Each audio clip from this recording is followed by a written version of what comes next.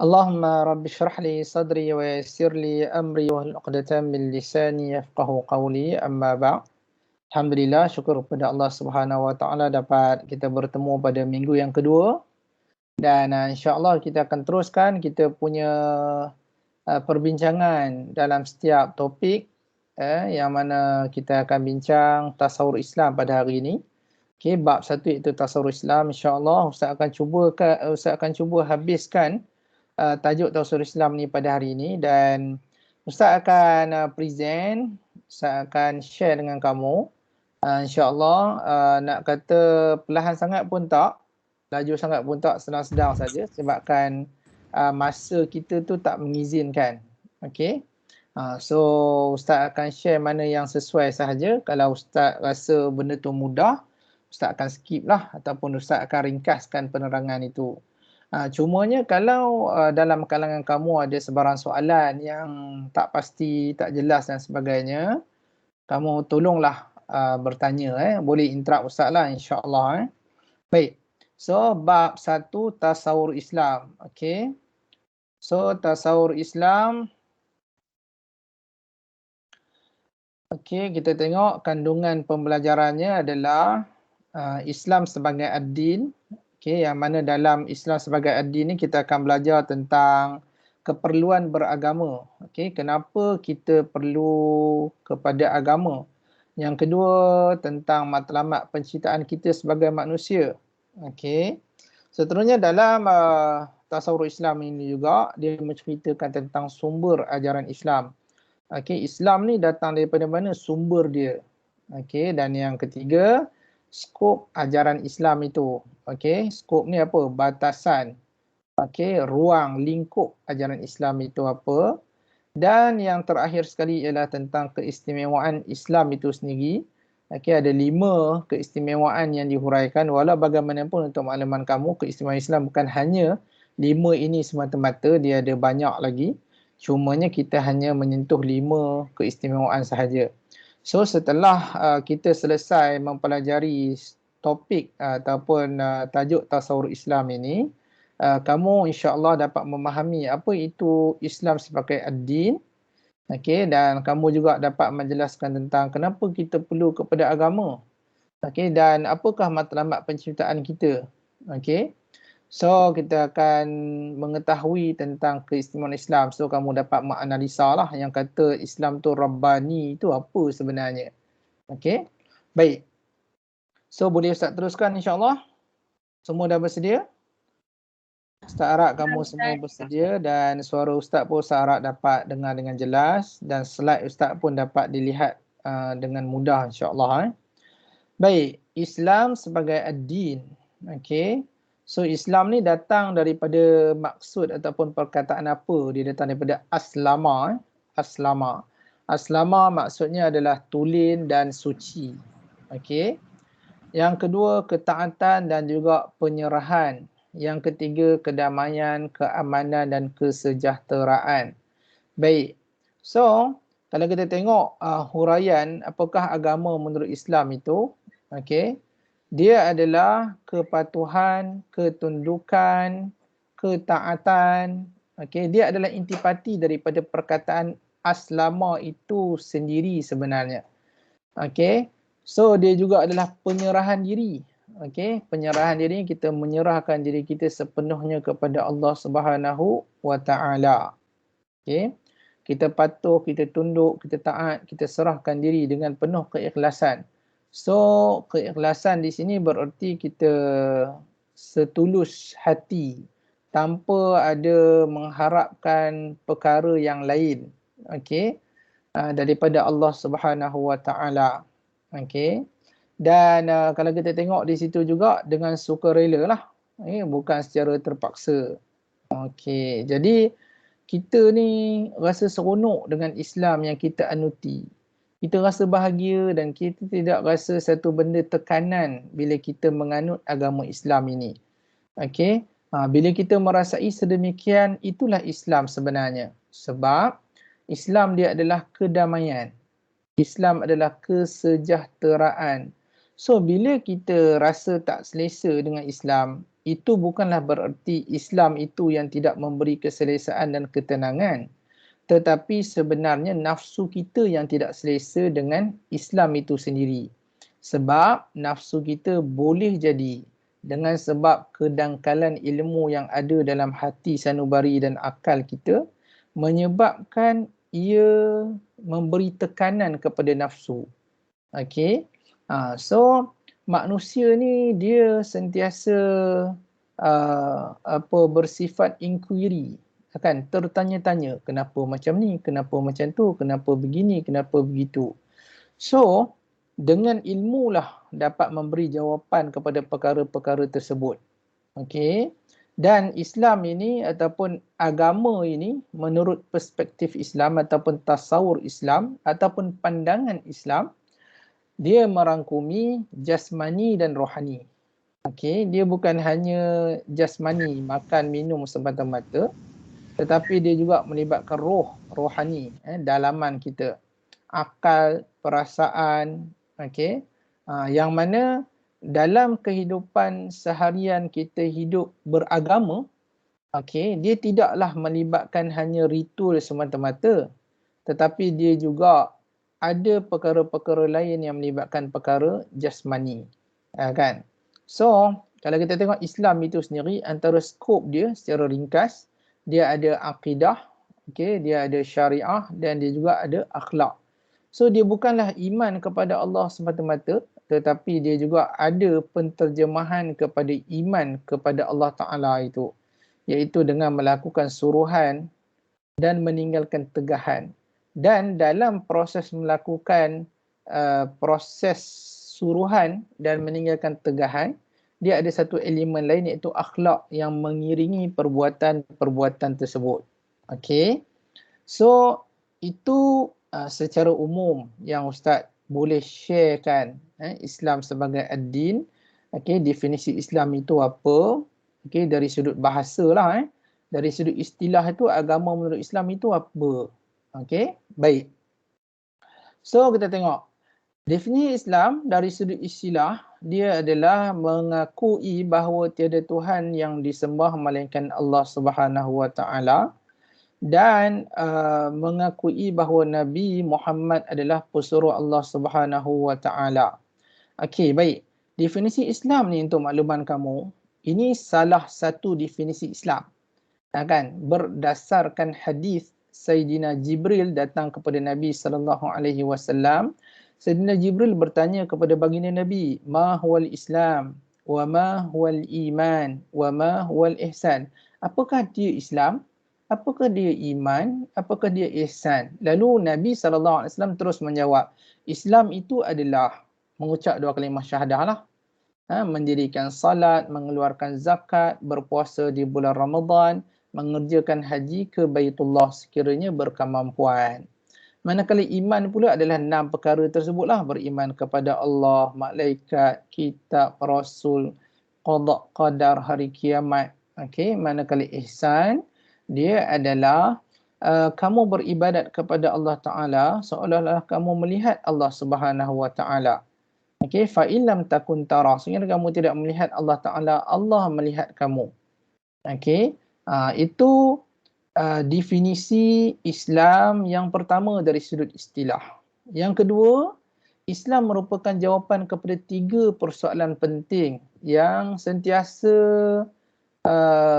timbul dalam fikiran dan hati sanubari manusia. Okey, kalau kita perhatikan antara soalan yang selalu timbul, dari mana manusia datang kan? So mungkin kita dah Islam daripada baka ni, Islam daripada asal ni mungkinlah tak ada dah persoalan-persoalan tersebut. Sebab kita telah pun didedahkan dengan pendidikan Islam sejak daripada awal lagi.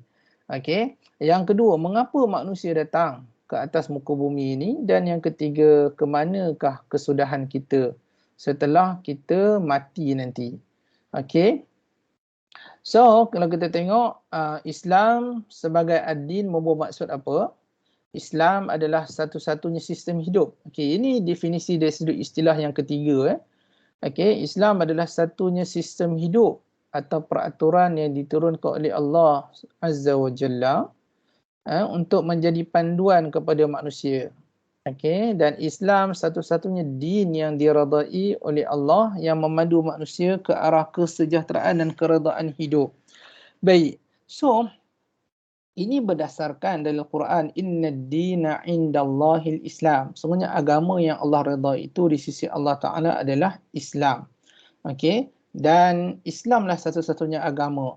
So tidak ada dah agama lain yang boleh diterima dan diredai oleh Allah Subhanahu wa taala. Baik. So kalau kita tengok din ini dia boleh diertikan sebagai cara hidup. Okey. Islam sebagai ad-din. Kalau kamu tengok terjemahan dalam bahasa Inggeris, Islam is the way of life. Okey, Islam adalah satu cara hidup. Okey, jadi din itu adalah the way of life. Okey, sebab dalam din ini, dalam Islam ini, dia ada peraturan seperti mana yang tertera di hadapan kamu. Okey. So, ia merangkumi ke semua aspek kehidupan manusia. Okey. So, aspek dunia pun ada, aspek akhirat pun ada. Okey, dan dia menepati fitrah manusia. Okey, dan maksud dan skop ad-din yang lebih luas, okey, dari pengertian agama. So kalau kita nak ad-din ini, kita nak terjemahkan dia hanya sebagai agama, sebenarnya dia belum meluas. Sebenarnya ad-din itu lebih luas daripada masuk agama dalam definisi yang diberikan oleh Kamus Dewan sebagai contoh. Agama dia adalah pegangan sebagai contoh. Tapi ad-din dia lebih luas. Okay? So Islam sebagai ad-din dia lebih luas. Din tu dia punya skop lebih luas. Dia punya perbahasan dia. Okay? Bukan hanya pegangan tapi dia adalah sistem peraturan seperti mana dalam slide yang di hadapan kamu tersebut, dia ada ruang yang besar tu kan, satu sistem hidup itu. So Islam bukan hanya dibawa oleh Nabi Muhammad sallallahu alaihi wasallam sahaja, tetapi semua nabi. Ya, betul. Nabi daripada nabi sebelum Nabi Muhammad sallallahu alaihi wasallam sekalipun, Nabi Ibrahim ke, okey, Ismail ke, Isa ke, okey, Musa ke, semua adalah muslim. Cumanya apa beza muslim diorang dengan muslim kita? Muslim diorang dengan muslim kita berbeza dari sudut syariat sahaja. Okey, akidah semua sama, iaitu mengesakan Allah Subhanahu wa taala. Okey, sebagai contoh perbezaan syariat, kalaulah pada zaman Nabi Musa alaihi salam diorang melakukan dosa mensyirikkan Allah Subhanahu wa taala, untuk menebus dosa syirik mereka perlu membunuh diri. Okey, mereka perlu membunuh. So membunuh maksudnya sama ada dia dibunuh oleh orang lain ataupun dia bunuh diri sendirilah. Okey, peristiwa ini dirakamkan dalam surat Al-Baqarah. Okey, ketika peristiwa Nabi Musa dengan pengikut-pengikutnya. Okey, so ini satu pencerahan yang Ustaz boleh berikan lah. Okey, jadi ada sebahagian orang dia berpegang bahawa dia nak beriman dengan agama Nabi Ibrahim. Okay, sekarang ni dia dah lah umat Nabi Muhammad, tapi dia nak berpegang dengan agama Nabi Ibrahim, okay, dan syariatnya sekali. So dia tidak boleh lah. Kita hanya wajib beriman kepada Rasul dan para anbiya yang terdahulu, kan? Dan seperti mana dalam Al-Quran Allah sebut amanar rasulu bima unzila ilaihi min rabbih wal mu'minun, kan? Kullun amana billahi wa malaikatihi wa kutubihi wa rusulihi. Nampak tak kat situ?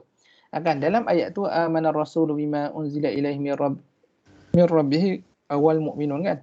So maknanya rasul sebelum ini dia orang pun beriman kepada Allah, pada malaikat. Okey, dia orang mengesakan Allah Subhanahu wa taala dengan kewujudan para malaikat. Okey, cumanya syariat mereka berbeza macam mana Ustaz sebutkan tadi. Okey, baik. So itu antara definisi istilah Islam itu sendiri. Okey. Baik, Ustaz ada terdengar orang unmute. So kalau ada soalan boleh tanya insya-Allah. So kalau tak ada keperluan untuk tanya soalan, kamu boleh mute semula sebab kita sedang proses recording. Okey, baik. So kita dah habis tentang Islam sebagai ad-din, definisi dari sudut bahasa dan juga istilah. Okey, so istilah tadi dia ada 3 definisi. Okey, so yang pertama rukun Islam itu sendiri, yang kedua 3 persoalan, okey, dan yang ketiga Islam sebagai sistem. So ini key point ataupun keyword yang Ustaz boleh sharekan, definisi dari sudut istilah tu, yang kalaulah ada orang bertanya kepada kita, kita boleh dah ingat secara ringkas insya-Allah. Okey. Baik. Seterusnya, kenapa manusia ni diperlu kepada agama? Okey. So dari sudut bahasa, agama dia berasal daripada bahasa Sanskrit. So agama tu sendiri. Yang mana kalau ikut dari sudut definisi bahasa agama ni, dia diterjemahkan sebagai peraturan, kepercayaan, haluan dan juga jalan. Okey. So agama tu sendiri maksudnya itulah peraturan, kepercayaan, haluan dan juga jalan. So dari sudut istilah, agama membawa maksud apa? Agama ialah kepercayaan kepada Tuhan ataupun sesuatu yang dipuja ataupun sesuatu yang dianggap berkuasa. Sebab tu orang panggil kan paganism itu sebagai agama, kan? Agama pagan. Okey. Animism dia adalah agama. Okey. So dia percaya kepada tokong, percaya kepada pokok-pokok yang mempunyai nilai-nilai misteri, kan. So sebab itulah ada kes yang orang pergi menyembah pokok dan sebagainya. Baiklah. So kenapa manusia ni perlu kepada agama? So kalau kita perhatikan, agama dia diperlukan oleh manusia kerana dia memenuhi naluri fitrah manusia. Okey, contohnya fitrah manusia, ni secara umum lah, mungkin nanti selepas ni dalam slide dia akan ada huraian-huraian yang boleh kamu tengok. Okey, so secara umumnya fitrah ini dia sesuatu benda yang telah wujud dalam diri manusia. Fitrah manusia dia suka berpasangan sebagai contoh. Kan? Ada tak orang tak nak hidup berpasangan ni? Kan? Kalau ada, dia ada masalah. Kan? Dia ada masalah psikologi ataupun fitrah diri dia tersendirilah. Okey.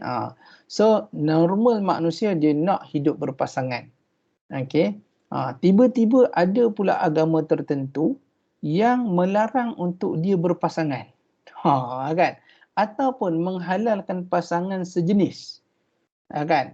Ada pula kepercayaan begitu yang wujud. So dia telah menyalahi fitrah sebenarnya. Kan? Sedangkan Islam dia tidak menyalahi fitrah. Dia membenarkan perkahwinan.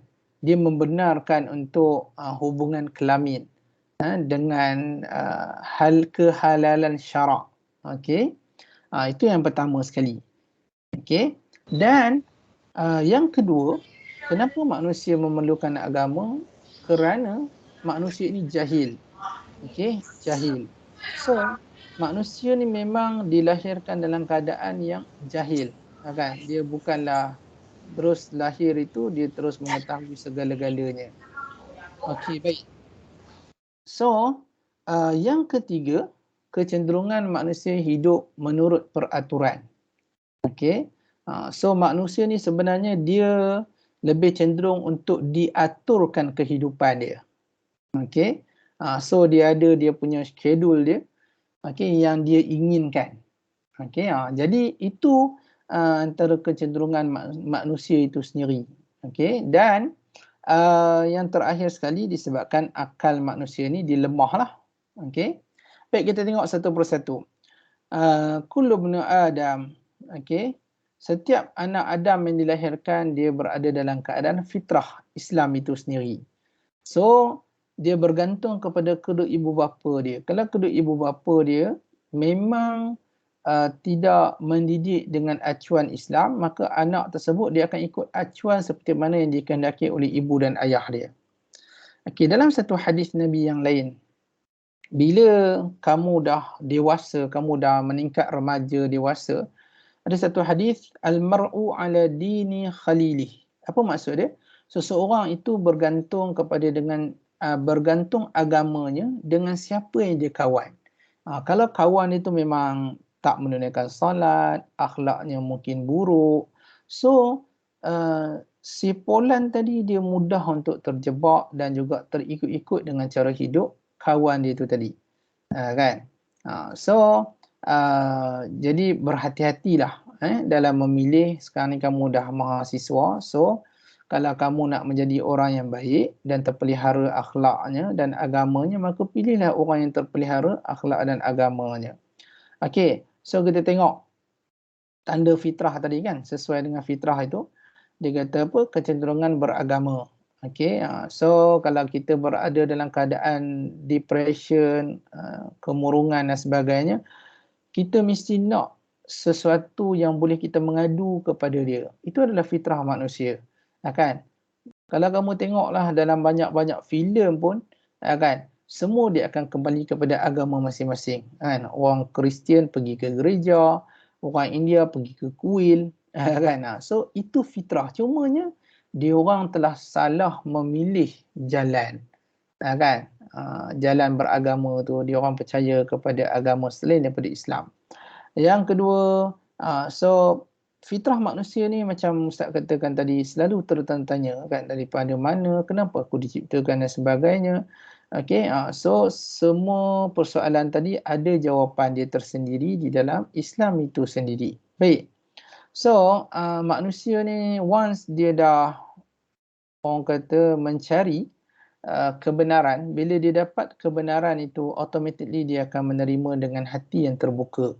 Kan? So macam mana dikatakan tadi, fitrah manusia ni dia bersedia menerima petunjuk yang benar. Kan? So kalau kita boleh buktikan dengan fakta yang jelas, maka hati itu dan akal fikiran akan terbuka untuk menerima segala-galanya yang benar tadi. Baik, yang ketiga dia kata kenapa manusia perlu beragama, kerana manusia ni cenderung untuk hidup berperaturan.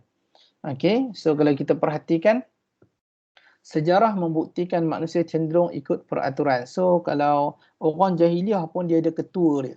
Kan? Tengok zaman Nabi SAW, bagaimana mereka taat kepada Abu Sufyan, Abu Jahal. Okey, bagaimana mereka ada peraturan sebelum datangnya Islam di tanah Arab itu sendiri. Okey, inilah fitrah manusia itu, kan, nak kepada peraturan. Okey, dan manusia ni suka teratur dan sistematik. So masa di Kaabah dulu, orang jahiliah ni menyusun berhala-berhala tersebut. Okey, sistematik, teratur. Okey, dan juga bersih. Kan? So, keteraturan ini dia terkandung dalam ajaran agama. Okey, so dulu agama dia jahiliah lah kan. So, ada dalam kepercayaan jahiliah tersebut yang mana mengikut ataupun perlunya mengikut kepada peraturan. Okey. Walau bagaimanapun, kita nampak macam cantik keteraturan dalam agama lain. Hakikat sebenarnya Islam sahaja yang memberi jaminan keteraturan itu dapat memberi kebahagiaan. Walaupun agama lain nampak macam bersih, kemas dan sebagainya, kita tak menafikan kebersihan dan kekemasan itu. Tetapi ada satu yang lebih penting, iaitu jaminan Allah Subhanahu wa Ta'ala. Okey, jaminan Allah Subhanahu wa Ta'ala, yang mana Allah sahaja yang mampu menjamin kebahagiaan di dunia dan juga di akhirat. Okey. So kelemahan akal manusia. Okey, kenapa manusia perlu pada agama? So akal manusia tak boleh nak faham tentang hakikat penciptaan alam semesta. Okey.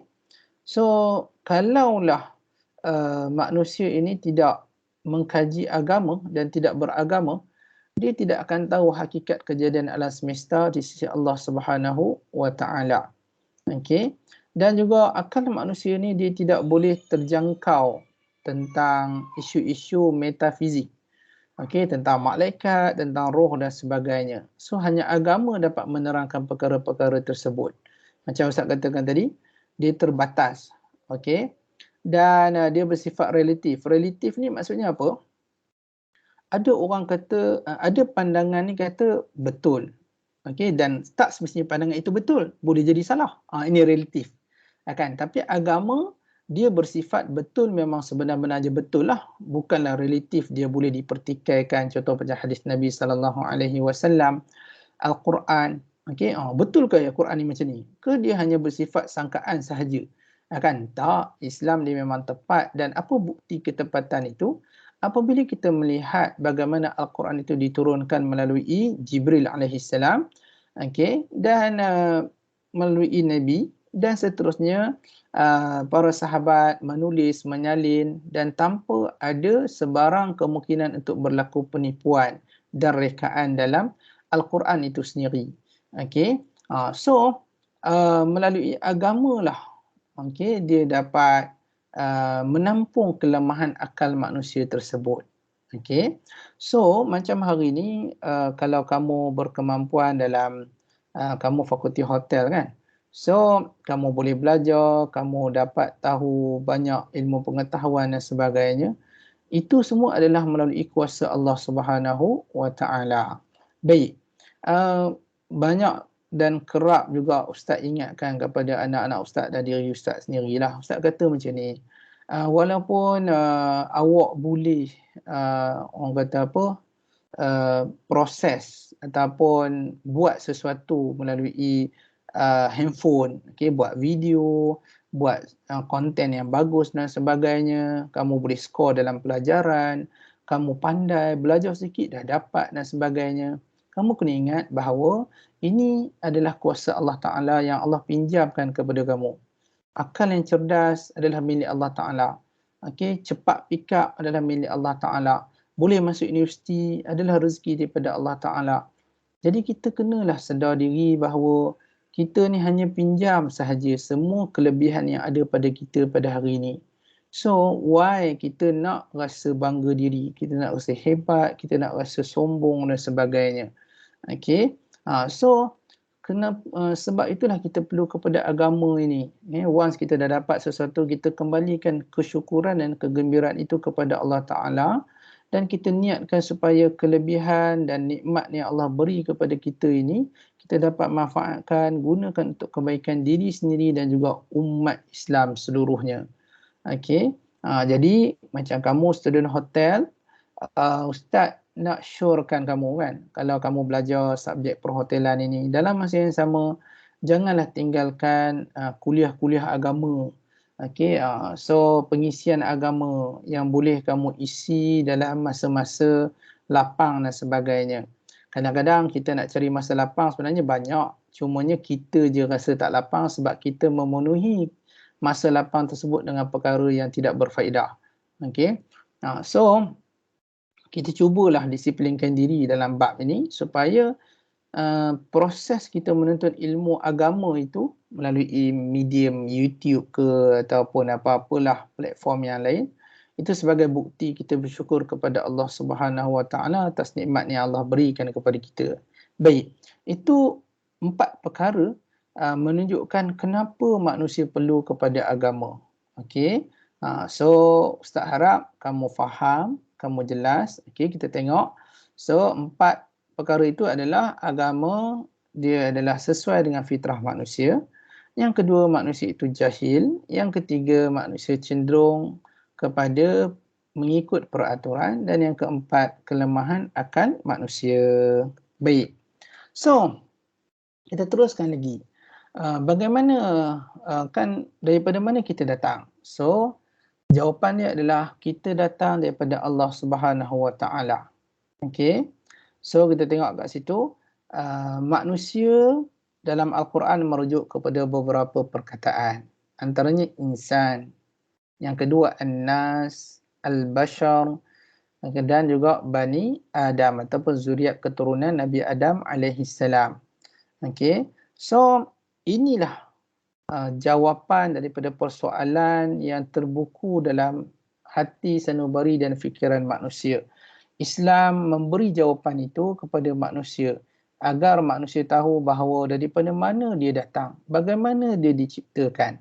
Okey, so kita tengok proses kejadian manusia, Nabi Adam, okey, Hawa, okey, dan juga zuriat Nabi Adam itu sendiri. Okey, baik. So kita tengok wa idh qala rabb, ini dia punya kronologi lah bagaimana penciptaan Nabi Adam alaihissalam, iaitu ayah kita kan. So, wa idh qala rabbuka lil malaikati inni ja'ilun fil ardi khalifah qalu ataj'alu fiha man yufsidu fiha wa yasfiku ad-dima' wa nahnu nusabbihu bihamdika wa nuqaddisu lak Qala inni a'lamu ma la ta'lamun. Okey, baik. Bismillah. Okey. Ketika dialog ini berlaku, pada ketika itu Allah Ta'ala berfirman kepada para malaikat yang Allah Ta'ala akan menjadikan kita di atas muka bumi ini. Kan? So para malaikat pun bertanya kepada Allah Ta'ala kan, tidakkah mereka ini ataj'alu fiha man yufsidu fiha wa yasfiku dima', mereka akan menumpahkan darah dan sebagainya kan. Nahnu nusabbihu bihamdik, kami ini menyucikan kau kan, sentiasa bertasbih kepada engkau kan. Lalu Allah Ta'ala kata, qala inni a'lamu ma la ta'lamun, aku lebih mengetahui daripada kamu semua. Kan. So selepas kejadian ini maka berlakulah penciptaan Nabi Adam alaihissalam. Okey. So penciptaan Nabi Adam ini dia tidak beribu dan tidak berbapa lah. Okey. So terdiri daripada dua unsur, iaitu unsur jasmani dan juga unsur rohani. Okey. So unsur jasmani adalah tanah dan juga air. Okey. So unsur rohani iaitu roh, iaitu agama itu sendirilah. Okey. Baik.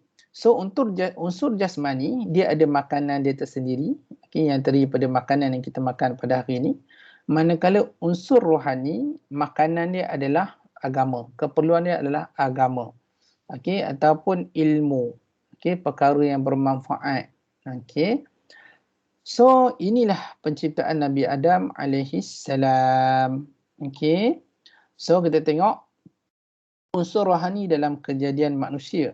Okey, dan apabila aku jadikan rupa bentuknya dan aku tiupkan padanya roh. Okey. So unsur rohani dia mempunyai keperluan sesuai dengan sifat rohaniah dia lah. Macam Ustaz katakan tadi. Okey, rohani ni dia tak nampak lah. Dia tak nampak lah makanan macam kita makan untuk unsur fizikal kan. So manusia dia wajib untuk memenuhi tuntutan ataupun mengindahkan serta menyempurnakan unsur rohani ini. Okey, contohnya apa? Bila kita melaksanakan perintah Allah dan meninggalkan larangan Allah Subhanahu Wa Taala. Okey, bila kita beramal soleh, berakhlak mulia, okey, sentiasa ingat dan mendekatkan diri kepada Allah Taala, itulah makanan rohani kita. Contohnya kalau kamu hari ini sedang mendengar kuliah Ustaz. Ini adalah unsur rohani yang sedang kamu dapatkan untuk makanan rohani kamu sebenarnya. Okey. Dan unsur jasmani, okey, dia terdiri daripada tanah dan juga air. So, macam diringkaskan dalam slide sebelumnya, unsur jasmani ni dia ada keperluan dia bersesuaian dengan jasmani seseorang itulah. Okey. So makanan, pakaian, tempat tinggal, kesihatan, pendidikan itu adalah unsur-unsur jasmani. So pendidikan itu boleh relate juga dengan unsur rohani lah bila kamu belajar. Okay. Baik. So bagaimanakah berlakunya penciptaan Nabi Adam alaihissalam ini? So daripada turab pergi kepada tin.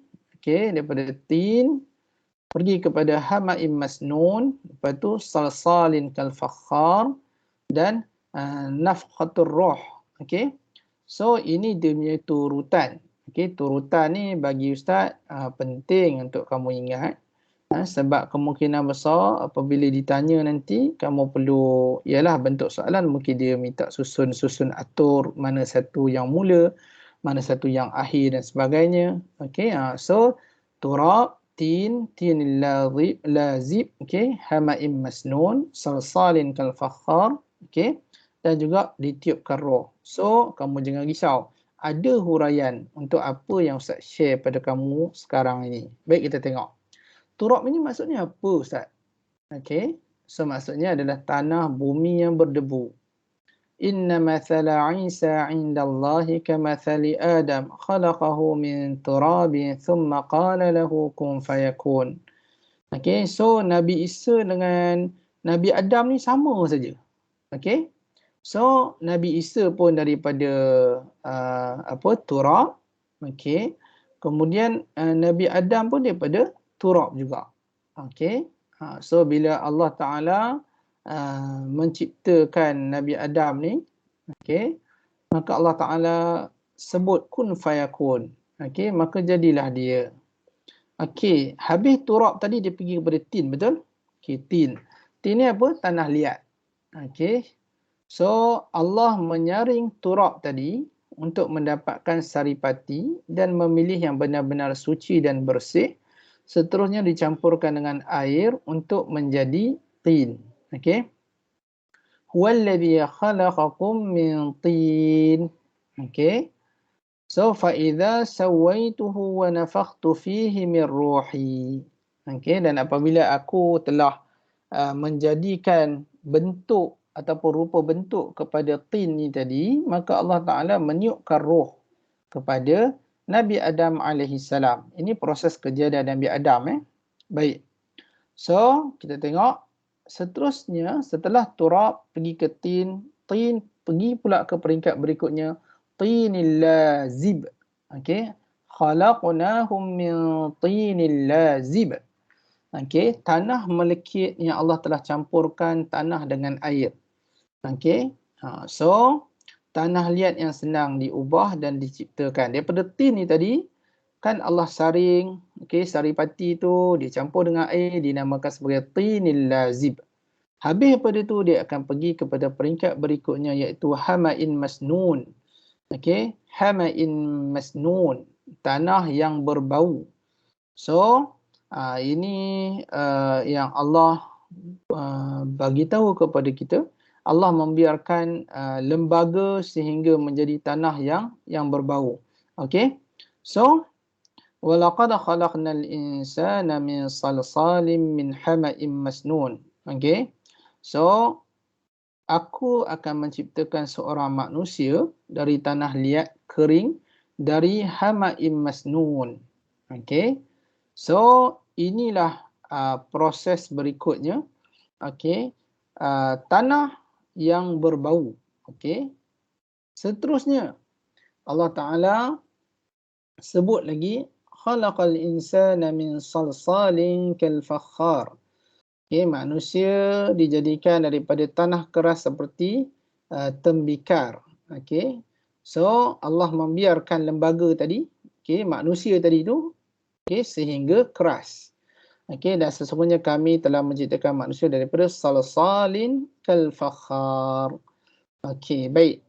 Dan setelah selesai dibentuk dan sebagainya tadi, ya kan, daripada tinil lazib, tanah liat, lepas tu tanah yang berbau, lepas tu dibentuk dan menjadi bentuk manusia, okey, dah kuat keseluruhannya, maka Allah Taala pun meniupkan roh kepada Nabi Adam alaihi salam. Okey. So semua anggota badan dan juga organ terus berfungsi setelah Allah Taala meniupkan roh tersebut. Baik. So, setelah sempurna, maka diberi nama Adam kerana sesuai dengan kejadiannya yang berasal dari beberapa jenis tanah. Okey. Dan kalau kita tengok unsur-unsur yang terdapat pada manusia, okey, sama unsur yang terdapat pada tanah. Okey. Dan kalau kita tengok menurut kajian sains, tubuh manusia mempunyai unsur sama seperti unsur bumi, seperti oksigen, kalsium, magnesium. Okey, semua nisbah itu saja yang berbeza. Okey. So kamu rasakan kenapa kita ni dijadikan daripada tanah? Sahajalah Ustaz nak tanya. Kok kamu masih berada dengan Ustaz ataupun tidak kan? Ada ke siapa yang jawab soalan Ustaz tu? Kenapa kita dijadikan daripada tanah ni? Kenapa Allah tak jadikan kita daripada angin ke? Daripada api ke, daripada besi ke kan? Besi tu kan best. Boleh jadi macam superhero tu kan? Kan? Macam cerita apa tu Ustaz tak ingat. Yang dia memang besi satu badan dia tu. Kan? Ada ke siapa-siapa boleh bagi jawapan dekat Ustaz? Mohon sikit anak-anak murid Ustaz ni. Ni tak ada salah betul ni. Jangan risau. Tak ada salah betul. Silakan. Ada ke siapa-siapa nak share? Ustaz kira sampai 5.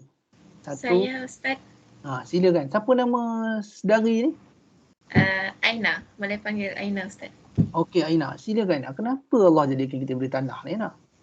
Sebab saya rasa Allah ciptakan kita daripada tanah. Nanti pengakhiran kita, hidup pengakhiran akan kembali ke tanah juga. Macam tu. Oh, bagus jawapan tu. Ya. Kerana kita akan kembali kepada tanah. Baik, terima kasih. Ada lagi tak jawapan lain? Silakan. Terus Ustaz. Boleh, tak ada masalah. Ustaz terbuka punya, try lah. Okey, silakan. Tanah unsur yang stabil. Yes, kerana tanah itu unsur yang stabil. Oh, maknanya unsur lain dia tak stabil.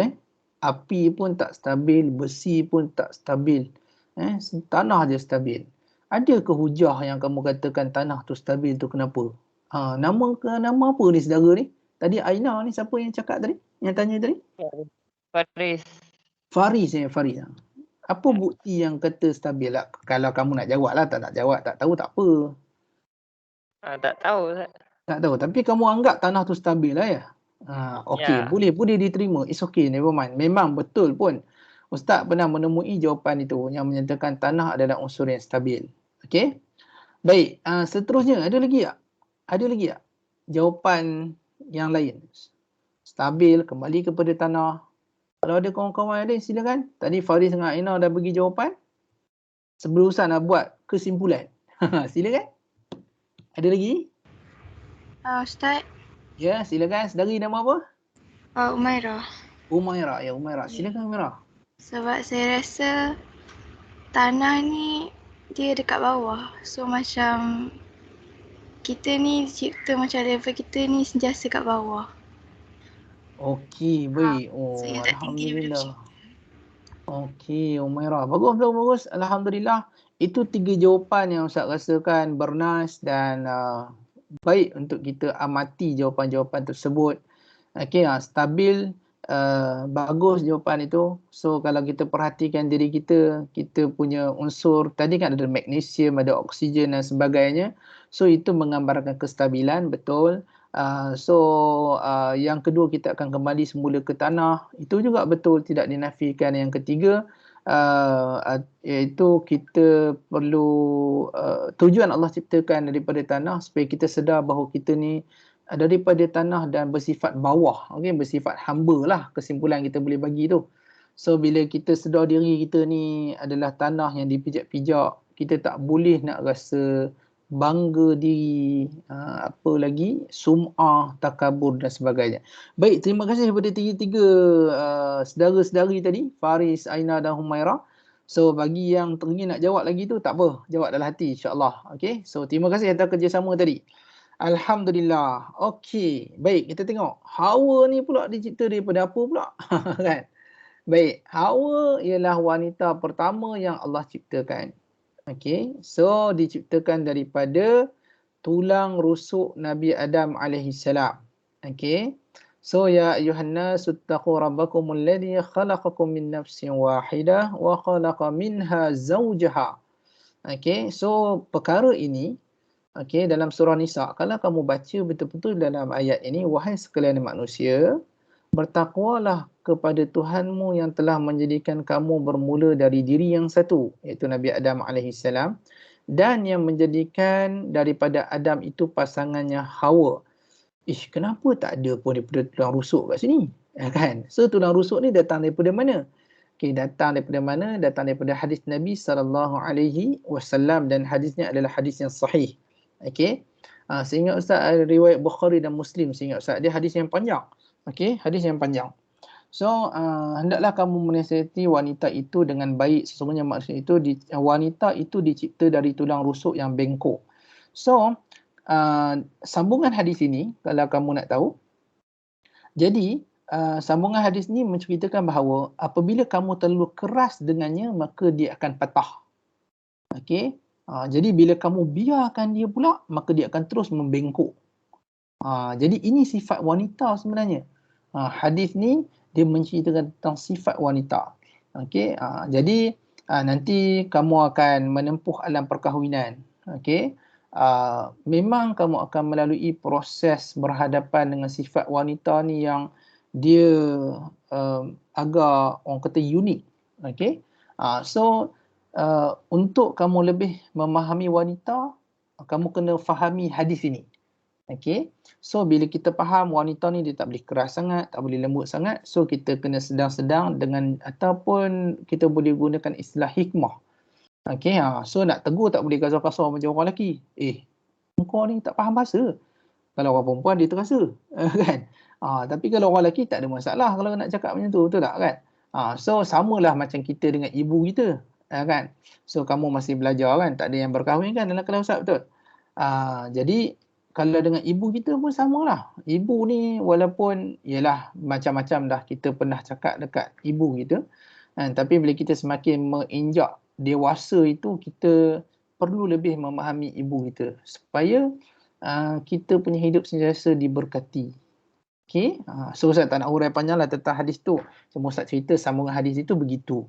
Okay, menceritakan tentang sifat wanita ini. Okay.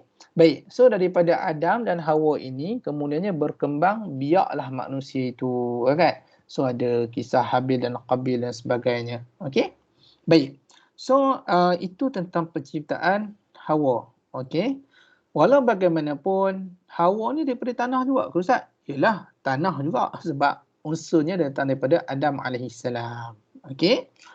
Baik. So proses keturunan Nabi Adam alaihissalam. Okay. Kita tengok proses kejadian manusia diterangkan secara terperinci dalam Al-Quran. Okay. Walaqad khalaqnal insana min sulalatin min tin. Okay. Ini proses kejadian manusia. Okay. Saripati daripada tanah itu memang tidak boleh dinafikan. Okay.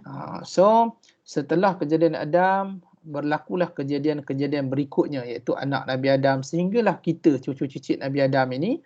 So proses dia daripada nutfah, alaqah, mudghah, idham, okay, laham, okay. So salsalin kal fakhar, okay. So satu ciptaan lain dalam bentuk rupa manusia tadi tu sehinggalah menjadi manusia yang sempurna seperti mana kamu dan ustaz pada hari ini. Okay. Baik. So kita tengok nutfah. Okay, nutfah saya ustaz ringkaskan tentang proses ini ya. So nutfah ini dia bermaksud air yang sangat sedikit. Okay. So dia disebut sebagai air mani lah. Okay, daripada sperma dan ovum wanita itu.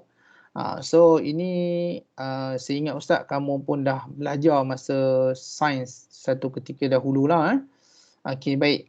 So seterusnya kalau kita tengok zygote. Okay, zygote dalam istilah sains dinamakan zygote lah kan. Tu Ustaz rasa zygote dalam ejaan Melayu kalau ikut bahasa Inggeris Z-I-G-O-T sahajalah saya ingat Ustaz kan. Okay, so hanya satu daripada 300 juta sperm berjaya dipersenyawakan. Okay. Semasa proses pencantuman itu berlaku, kepala sperm akan bercerai dari ekornya dan terus menuju ke arah nukleus ovum dan juga terbentuklah selepas itu zygote. So maknanya kamu yang ada dan ustaz ini adalah salah satu daripada 300 sperm, 300 juta sperm yang wujud itu. So Allah pilih kita. So kadang-kadang bila ustaz terfikir balik kan, ada manusia yang nak membunuh diri tu. Kan? Ada manusia yang yalah sama ada dia Islam ke ataupun bukan Islam ke kan. Kalaulah dia belajar sains ni, dia belajar tentang agama, tentang penciptaan manusia ni, mesti dia akan fikir banyak kali dia nak bunuh diri. Sebab apa? Bukan senang tiba-tiba dia nak lahir besar tu. Kan? Maknanya Allah dah pilih dia dah. Kan? Kenapa dia nak menarik diri dengan cara membunuh diri tadi? Kan? Patutnya dia mesti kena fikir 1000 langkah, 1000 jalan penyelesaian lagi. Kan? Maknanya bukanlah tak ada jalan lah. Sebenarnya ada lagi jalan. Cumanya dia terlalu mengambil jalan singkat ataupun pada ketika itu mungkin lemahnya iman dia kepada Allah Subhanahu Wa Taala. Kan? So kadang-kadang benda-benda ni itulah disebut sebagai agama itu memberi kabar gembira kepada kita. So kamu yang ada dengan ustaz ni, memang kamu ni orang yang terpilih. Kan? terpilih pula masuk universiti, terpilih pula masuk kelas ustaz, terpilih pula dapat dengar tentang penciptaan manusia pada petang ini. Ini semua adalah proses hidayah Allah Ta'ala kepada kita sebenarnya. Bukan kepada kamu saja, kepada ustaz sendiri. Untuk rasa bersyukur kepada Allah Ta'ala tu kan. Baik. So, alaqah kan. Mempunyai beberapa maksud lah. Okay. So, kalau kita perhatikan dalam gambar, dalam slide kamu itu. So, dia seumpama lintah itulah. Kan. Benda yang melekat. Okay. Gumpalan darah. Okay. So, kalau kita tengok.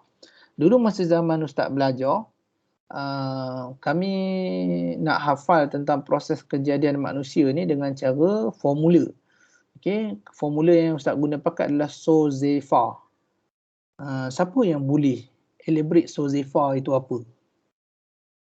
Ada tak siapa-siapa di kalangan anak murid ustaz yang ustaz kasihi ni? Kan? Ada tak? Sozefa tu siapa boleh translate? S tu apa? O tu apa, Z tu apa, ada? Ke tak ada? Ustaz bagi peluang. 1, 2. S tu sperma. S tu sperm, betul? O tu ovum. Okay. Ovum. Z? Z tu zygote. Yes. E tu embryo. Embryo. Okay. F? F dengan A tak pasti. Saya Okay. terlupa. Okay. Siapa nak cuba? F tu apa? Saya. Fetus. Fetus. Okay. A tu apa A? Anak. Ya, betul. Tepat sekali kita. Terima kasih bagi respon Kak Ustaz. Okay, so itulah formula yang Ustaz guna pakai tu yang boleh dapat A sign Ustaz dulu ni. Kan? So banyak lagi lah formula lain. Tapi cara untuk ingat pembiakan manusia ni adalah Sozefa. Okay, so sperm and ovum tadi, so dia dah jadi nutfah and then alaqah. Okay, so seterusnya alaqah ni kalau kita tengok dalam kita nak translate ke sains punya pemahaman, so alaqah adalah peringkat di mana embryo berkembang. So dia dah jadi selepas zygote tu dia jadi embryo kan. So Zefa tu. Dan kelihatan seperti lintah tergantung pada dinding uterus tu, okey, melalui tali pusat. Uterus ni seingat ustaz dia adalah uri. Kalau ustaz salah tolong betulkan lah. Okey. So bermula daripada hujung minggu pertama sehinggalah hari ke-7 sehingga minggu yang ketiga. So kalau kita tengok 120 hari lah. Okey, 120 hari. Okey, so benih yang telah disenyawakan akan tertanam di dinding rahim. Okey. Okey. Kalaulah ada soalan orang tanya kan, tempat yang paling kukuh itu di mana? Kan? So Quran sebut tempat paling kukuh itu adalah dalam rahim lah, fi qararin makin. Okey. So sebab apa dia kukuh? Sebab dia menjaga baby tu selama 9 bulan di dalam rahim itu. Kan? Betapa kukuhnya tempat itu kan. Baik. So jaringan salur darah yang menyebabkan embryo kelihatan seperti segumpal darah. So ini dalam gambar tu lah. Just share sahaja. Okay. And then mudrah, daging yang dikunyah oleh gigi. Maksud dari sudut bahasa lah. Okay. So, ini memberikan definisi yang tepat tentang peringkat embryo sebagai bentuk embryo yang kelihatan seperti benda yang dikunyah. Okey. Yang sentiasa berubah dengan kemunculan bonjol. Okey. So, kalau kamu perhatikan gambar-gambar tu kan. Once kita dah kunyah tu dia berbentuk begitulah. Okey. Okey. So, yang ni Ustaz tak nak baca. Tapi slide ni Ustaz akan share dengan kamu nanti. Kamu jangan risau. Okey. Ini sebagai pengetahuan kita lah. Cumanya Ustaz nak share dekat sini bagaimana hebatnya Allah Ta'ala. Hebatnya Allah Ta'ala ni, cuba bayangkan dengan, kan sperm tu kita tak nampak. Kan? Kita kena guna mikroskop tu. Oh, kita nampak sperm tu. Tiba-tiba dia berkembang.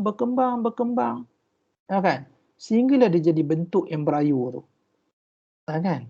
Dan dalam embryo tu pula, dia dah ada beberapa pembentukan.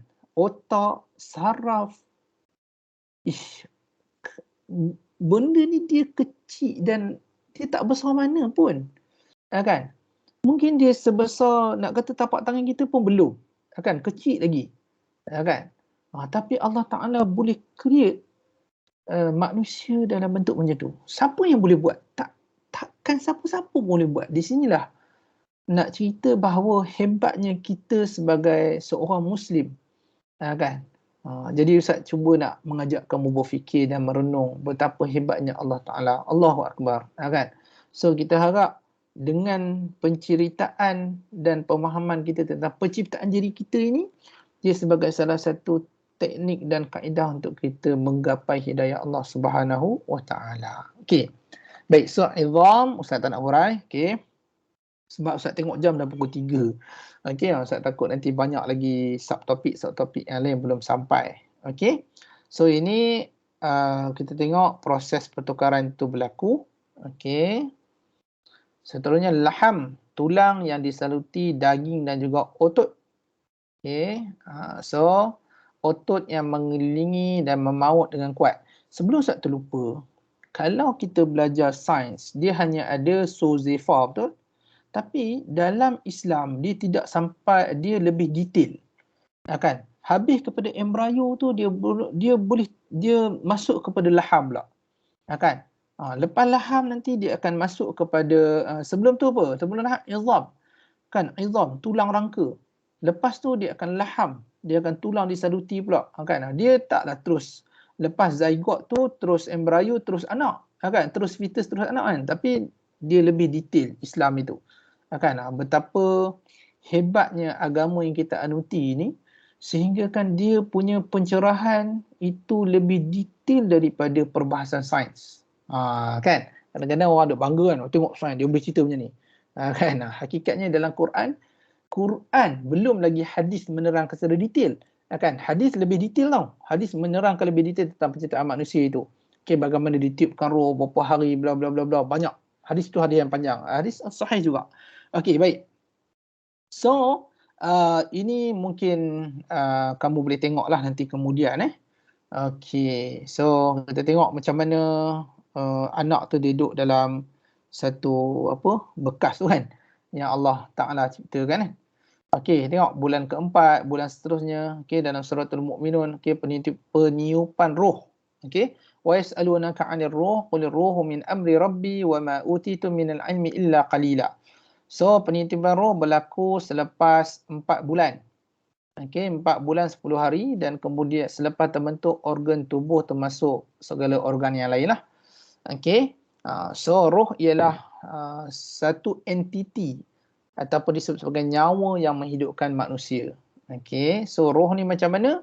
Bila orang tanya pasal roh ni, hanya Allah Ta'ala sahaja yang tahu tentang roh ni. Wa yas'alunaka 'anil ruh. Orang tanya kepada Nabi, roh tu apa? Kan? Lalu Allah Ta'ala kata kat Nabi, katakan kat dia orang, wahai Muhammad, roh itu adalah urusan Tuhan aku. Kan? Min amri rabbi. Wa ma utitum minal ilmi illa qalila.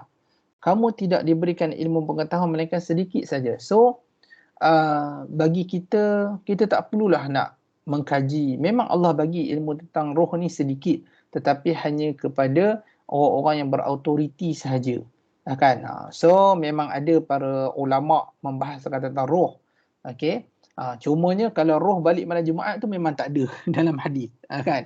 Tak ada. Masa raya roh balik, tak ada. Itu semua adalah khurafat dan tidak wujud dalam nas-nas agama yang sahih. Okay? So Ustaz nak ingatkanlah kepada kamu, please jangan mempercayai perkara tersebut. Okay? Itu bukan daripada ajaran Islam.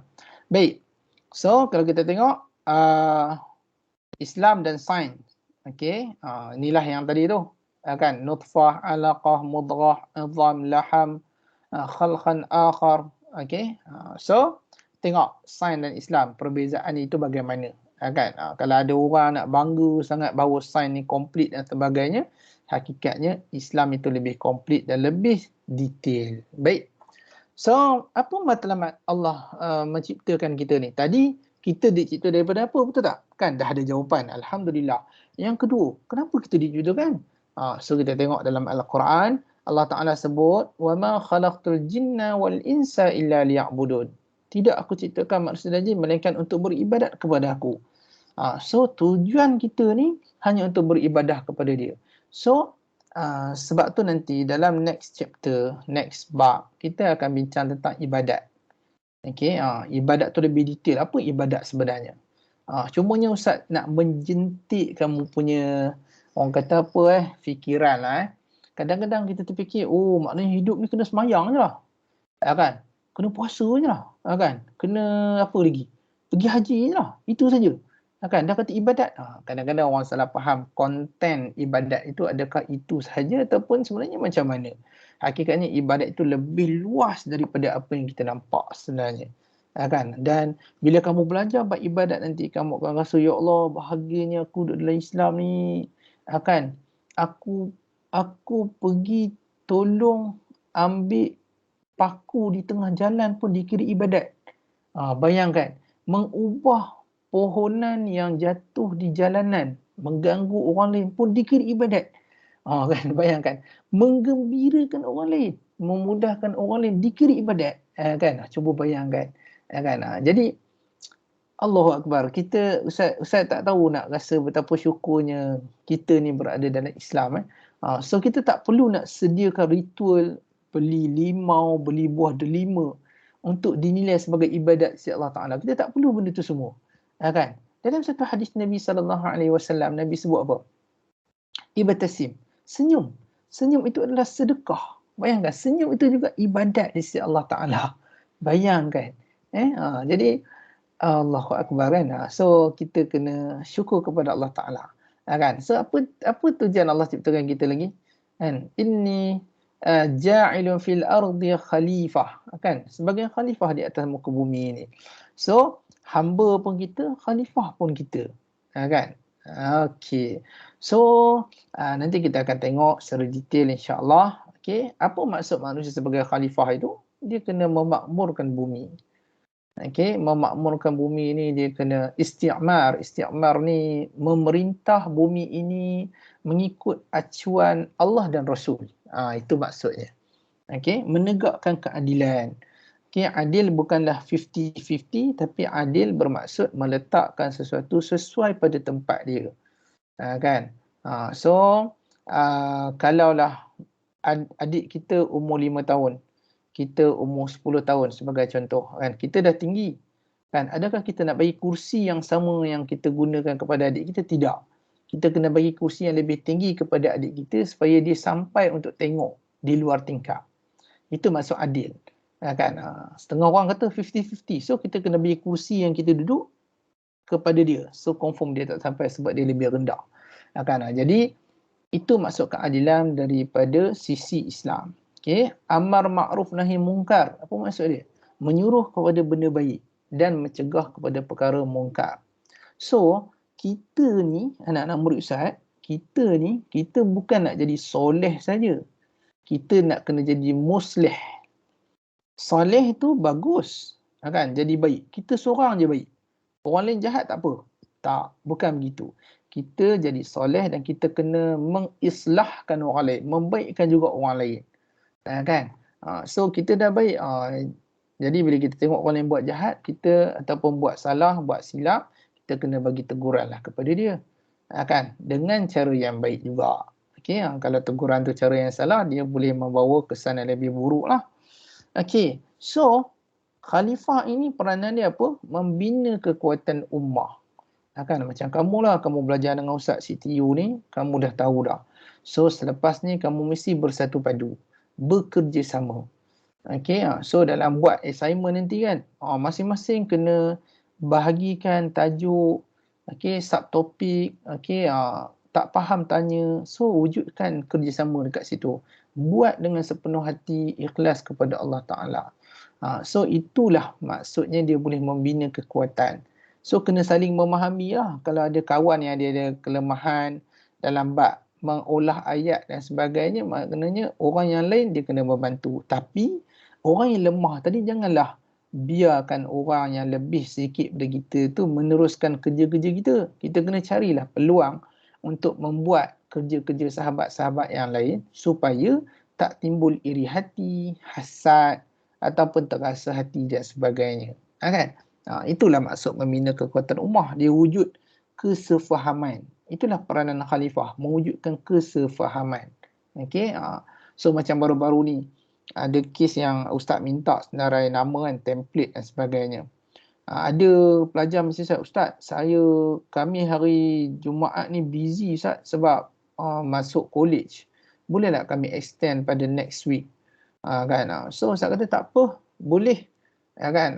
Sebab apa? Dia ada masalah. So kalau lah yang terhantar lewat lebih pukul 5, tak apa, Ustaz sangka baiklah. Kan? Mungkin dia orang mengalami masalah yang sama. Kan? So selagi mana kita boleh istilah dia tasamuh ni bertolak ansur lah. So insyaAllah Ustaz cuba. Cumanya kita juga kena memahami orang lain lah kan. Perlunya kepada komunikasi sebentar tadi tu. Ustaz minta maaf saya terpaksa hantar lewat sebab faktor ni, dan kalau Ustaz benarkan saya ucap terima kasih lah. Kalau ada masalah Ustaz boleh maklum kepada saya. Contohnya kan. Di situlah sikap khalifah tu. Kan? Samalah nanti kamu berorganisasi dalam UiTM dan sebagainya. Baik. So yang sebagai hamba tadi Ustaz dah share. Okey, tadi Ustaz tak nak hurai panjang, patuh syariat, akhlak mulia dan sebagainya. Okey, seterusnya. Okey. Kita dah tahu dah kenapa kita diciptakan. Okey. So kita dah tahu bagaimana kita diciptakan dan sebagainya tadi. Kan? Kita dah share panjang lebar. So kita kena faham Islam ini dia bukanlah ajaran yang hearsay. Aku dengar, aku cakap. Itulah Islam. Bukan. Islam dia ada sumber. Okay? Dia ada punca datangnya agama ini. Kan? Bukan tiba-tiba je dia wujud. Tidak. Okay? So sumber dia terbagi kepada dua. Yang pertama sumber asasi. Yang kedua sumber ijtihadi. Allah Ustaz, apa benda asasi ni? Apa benda ijtihadi ni? Okey, baik. So murid-murid, kamu jangan risau. Okey. Kita ada dalam slide ni huraian yang insya-Allah boleh memberi kefahaman kepada kamu. So Al-Quran itu adalah sumber asasi. Maknanya sumber asasi ni sumber utamalah. Yang mana sumber ni dia bila kita sebut orang akan yes, betul lah, kita tak boleh nak menafikan dah kalau daripada Quran dan hadis ni. Macam tu Baik, so Al-Quran. Kita tengok secara ringkas lah sebab kamu pun dah pernah belajar Al-Quran ini apa. So Al-Quran adalah kalam Allah yang diturunkan kepada Nabi SAW dalam bahasa Arab. Okey, disampaikan secara mutawatir. Mutawatir ni apa Ustaz? Baiklah Ustaz hurai ringkas Mutawatir ni maksudnya dia secara berturutan dan turutan itu tidak ada langsung kelemahan dan masalah. Okey, contoh daripada C A kepada B kepada C sampailah kepada F. Tidak ada langsung A sampai F tu kecacatan terhadap polan A, polan B, polan C. Okey, kecacatan di sini maksudnya apa? Penipuan ke? Terputus ke? B kepada C terputus. Dia terus B kepada D. Kan? Jadi bila berlaku keterputusan itu, maka dia akan diragui. Ataupun polan A, dia ada keraguan kepada diri dia. Contohnya orang kata dia ni penipu sebenarnya. Kan? Tapi Al-Quran dia tidak bersifat begitu. So semua yang meriwayatkan Al-Quran ini adalah orang yang dipercayai. Okey, start daripada Jibril kepada Nabi, Nabi kepada para sahabat, dan para sahabat yang menulis itu pula bukanlah mereka yang diragui kekuatan ingatan dan sebagainya. Okey, dan dirujuk dan dibentangkan semula setelah dikumpulkan Al-Quran itu kepada Sayyidina Jibril alaihissalam. Okey, so tak ada keraguan lah.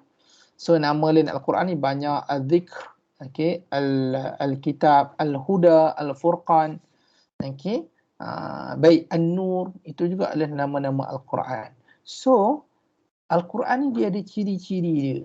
Okey, so apa ciri Al-Quran ini? Bahasa Arab, dia adalah wahyu.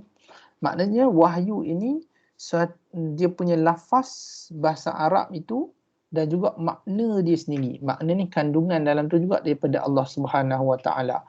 So bukanlah bererti lafaz saja bahasa Arab tapi makna tu daripada manusia. Tidak, makna juga daripada Allah Subhanahu wa taala.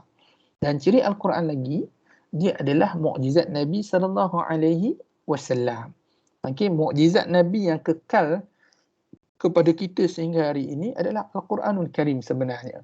Kan nabi-nabi lain mukjizat dia orang tu pada zaman tu saja, tak berkekalan sehingga ke umat-umat dia yang lain. Kan? Tapi mukjizat Nabi sallallahu alaihi wasallam berkekalan kepada kita sehingga ke hari ini. Dan kita boleh nampak mukjizat Nabi sallallahu alaihi wasallam itu.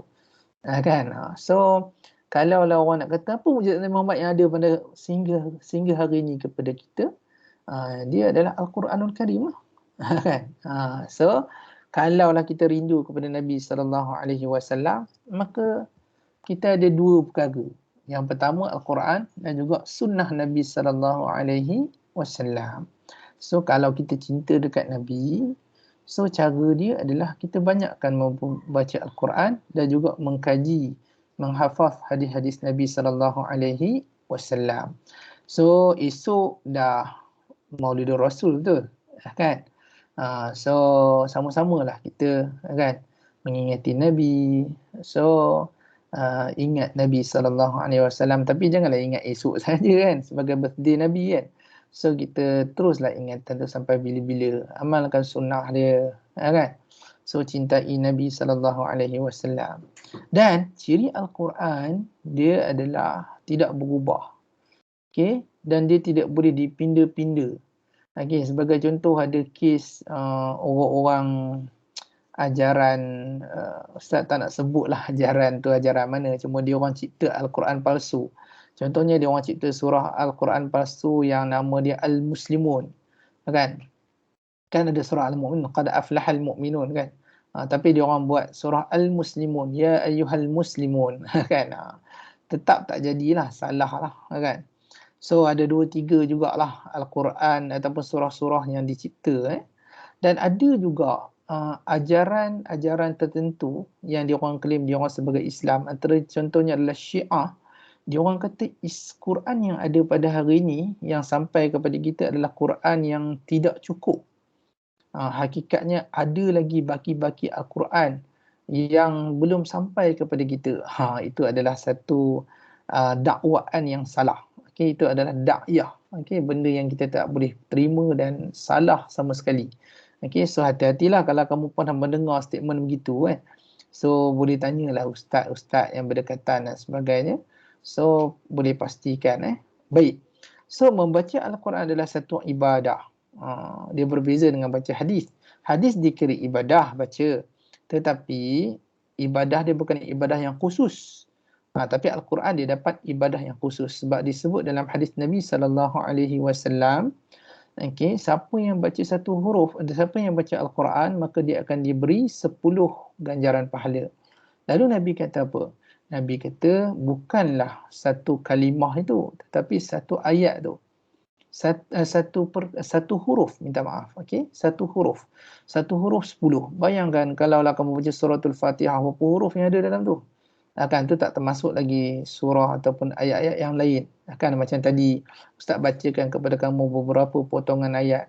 Seberapa banyak pahala dah Ustaz perolehi dan kamu juga perolehi bila kamu tengok sekali lalu dan kamu membaca ayat yang tertera di skrin kita tadi. Kan? So itu sedikit berkenaan Al-Quranul Karim. So apa peranan Al-Quran? Dia sebagai pedoman kita, panduan kita, dia sebagai sumber perlembagaan hidup. Sudah tak ada dah sumber perlembagaan lain. Tak ada dah cara rujukan ataupun hidup yang lain melainkan kita hanya dengan Quran sahaja. Okay, tak ada dah. Kan? Kita nak pegang teori barat sebagai contoh. Kan? Untuk hidup bahagia. Kan? Untuk jadikan panduan dalam apa-apa aspek kehidupan lah. Kan? Keuangan ke, pengurusan ke. Kan? Dia tak ada dah sumber lain melainkan Al-Quran je yang paling tepat. So kita kena fahamlah perkara tu. Kan? Habis Ustaz tak boleh nak rujuk teori-teori barat dan sebagainya. Boleh. Kan? Tapi janganlah letakkan itu sebagai yang paling agung, yang paling tepat, mesti kena ikut. Tidak. Yang paling tepat dan tidak ada keraguan, dia adalah Al-Quran dan juga hadis Nabi sahaja. Kan? Baik, yang ketiga. Quran adalah sumber ilmu dan pendidikan. So sebagai contoh ilmu sains, kulit sebagai deri rasa kan. So kita tengok kat situ. Kami akan membakar mereka dalam api neraka. Kullama nadijat juluduhum baddalna juludan ghairaha. Okay. So tiap kali kami masak kulit mereka ni Allah Ta'ala rakamkan bagaimana orang yang dibakar kulit dia dalam neraka. Okey. Tiap-tiap kali kulit mereka masak hangus, kami gantikan untuk mereka kulit yang lain supaya mereka merasa azab sengsara. Okey. Dan ingatlah sebenarnya Allah adalah Maha Kuasa lagi Maha Bijaksana. So, ini menceritakan tentang kulit itu sebagai deri rasa dari perspektif sains. Okey. Perspektif sains. Dalam masa yang sama kita boleh sedarkan diri kita yang mana kita ni tak kuat mana pun kalau kita nak lawan Allah Ta'ala. Kan? So api yang sikit kat rumah kita, dapur tu pun kita tak sanggup nak tahan tak. Kan? So itulah kita boleh combinekan antara sains dan juga agama dalam kehidupan untuk membantu kita menjadi lebih baik lah. Okay? Baik, so as-sunnah. Sunnah ni apa? Jalan ataupun cara. Sunnah adalah hadis Nabi SAW. Segala apa yang disandarkan kepada Nabi dari sudut percakapan, perbuatan, pengakuan. Pengakuan ni iqrar ataupun takrir. Maksudnya Nabi tak larang, Nabi juga tak menyokong ataupun menyuruh macam itulah. So dia adalah sumber kedua, sumber asasi kedua selepas Al-Quranul Karim, dan sifat hadis adalah dia memperincikan isi kandungan Al-Quran. So sebab tu macam Ustaz katakan tadi,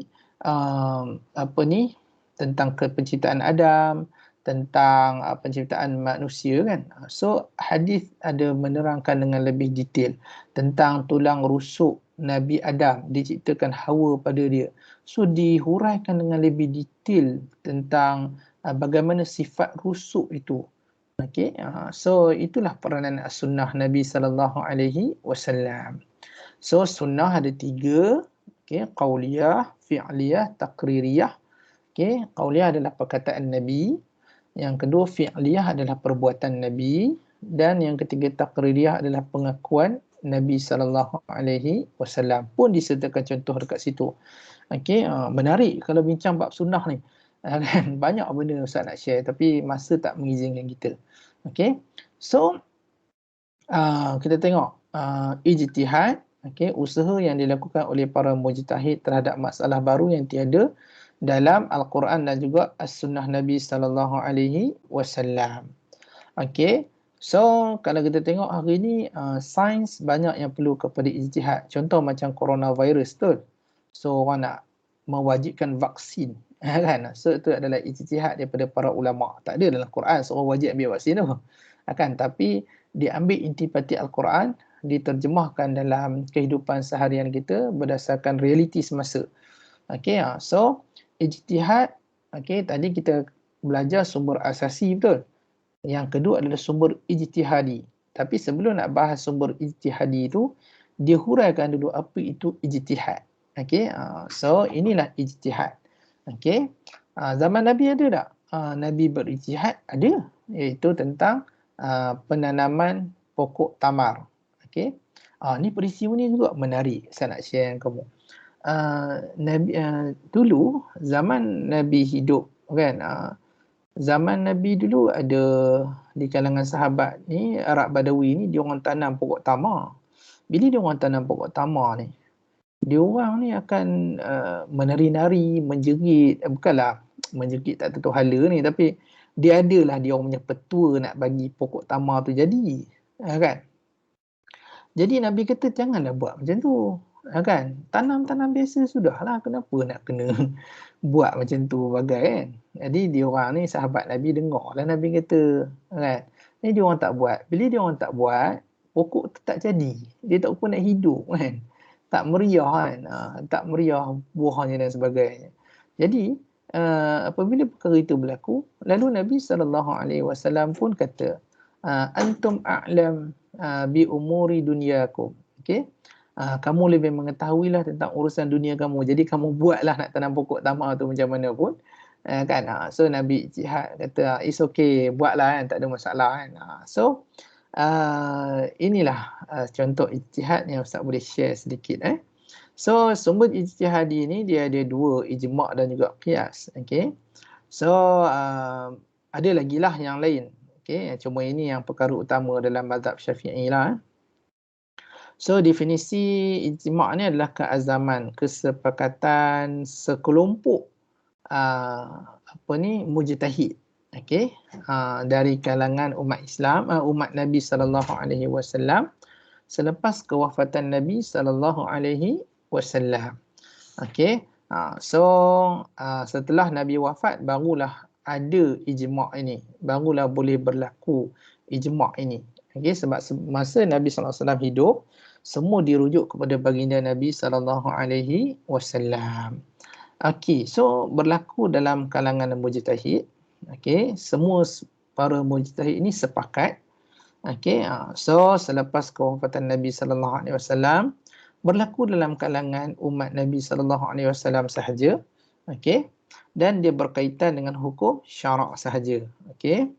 So Ustaz tak nak hurai panjang. So nanti kita akan masuk perbahasan ini dengan lebih detail dalam bab syariah, saya ingat Ustaz.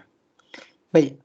So qiyasnya apa? Menyamakan satu masalah yang tidak ada nasnya dengan sesuatu masalah yang telah ada hukumnya kerana adanya persamaan illah. Illah ni adalah sebab antara keduanya. Sebagai contoh, perkara yang hukumnya telah ditetapkan oleh nas syarak seperti arak. So perkara baru yang tidak ada nas seperti dadah. Okey. Apa yang kita nak samakan tu? Contohnya dadah. Dadah ni kita nak samakan dengan apa? Kita samakan dengan arak. Sebab apa? Illah dia tu. Sebab apa? Sebab dan arak ni dia memabukkan. Okey, dadah ni pun dia memudarat dan memabukkan juga. Dia menyebabkan hilang kemampuan akal fikiran kan. So bila asal hukum arak adalah haram. So bila kita kiaskan dadah dengan arak, maka hukum itu juga kita boleh samakan. Okey, hukum perkara asal yang terdapat nas dalam Al-Quran atau sunnah. So contohnya adalah haram, maka kita letakkan hukum yang sama kepada hukum al-far'u tadi. Okey, ataupun hukum dadah sebentar tadi. Okey, baik. So selesai tentang sumber ajaran Islam dan Ustaz cuba nak bagi synchronizekan apa yang kita pelajari ini setelah kita mengetahui tentang tasawur Islam secara umum, apa itu ad-din, apa itu Islam, and then apakah jawapan-jawapan kepada persoalan kita apabila orang tanya kenapa kita dilahirkan, kenapa kita diciptakan, okey, kenapa kita kena mengikut agama Islam ini, berdasarkan akal fikiran kita yang lemah, begitu juga emosi kita yang tidak stabil dan sebagainya.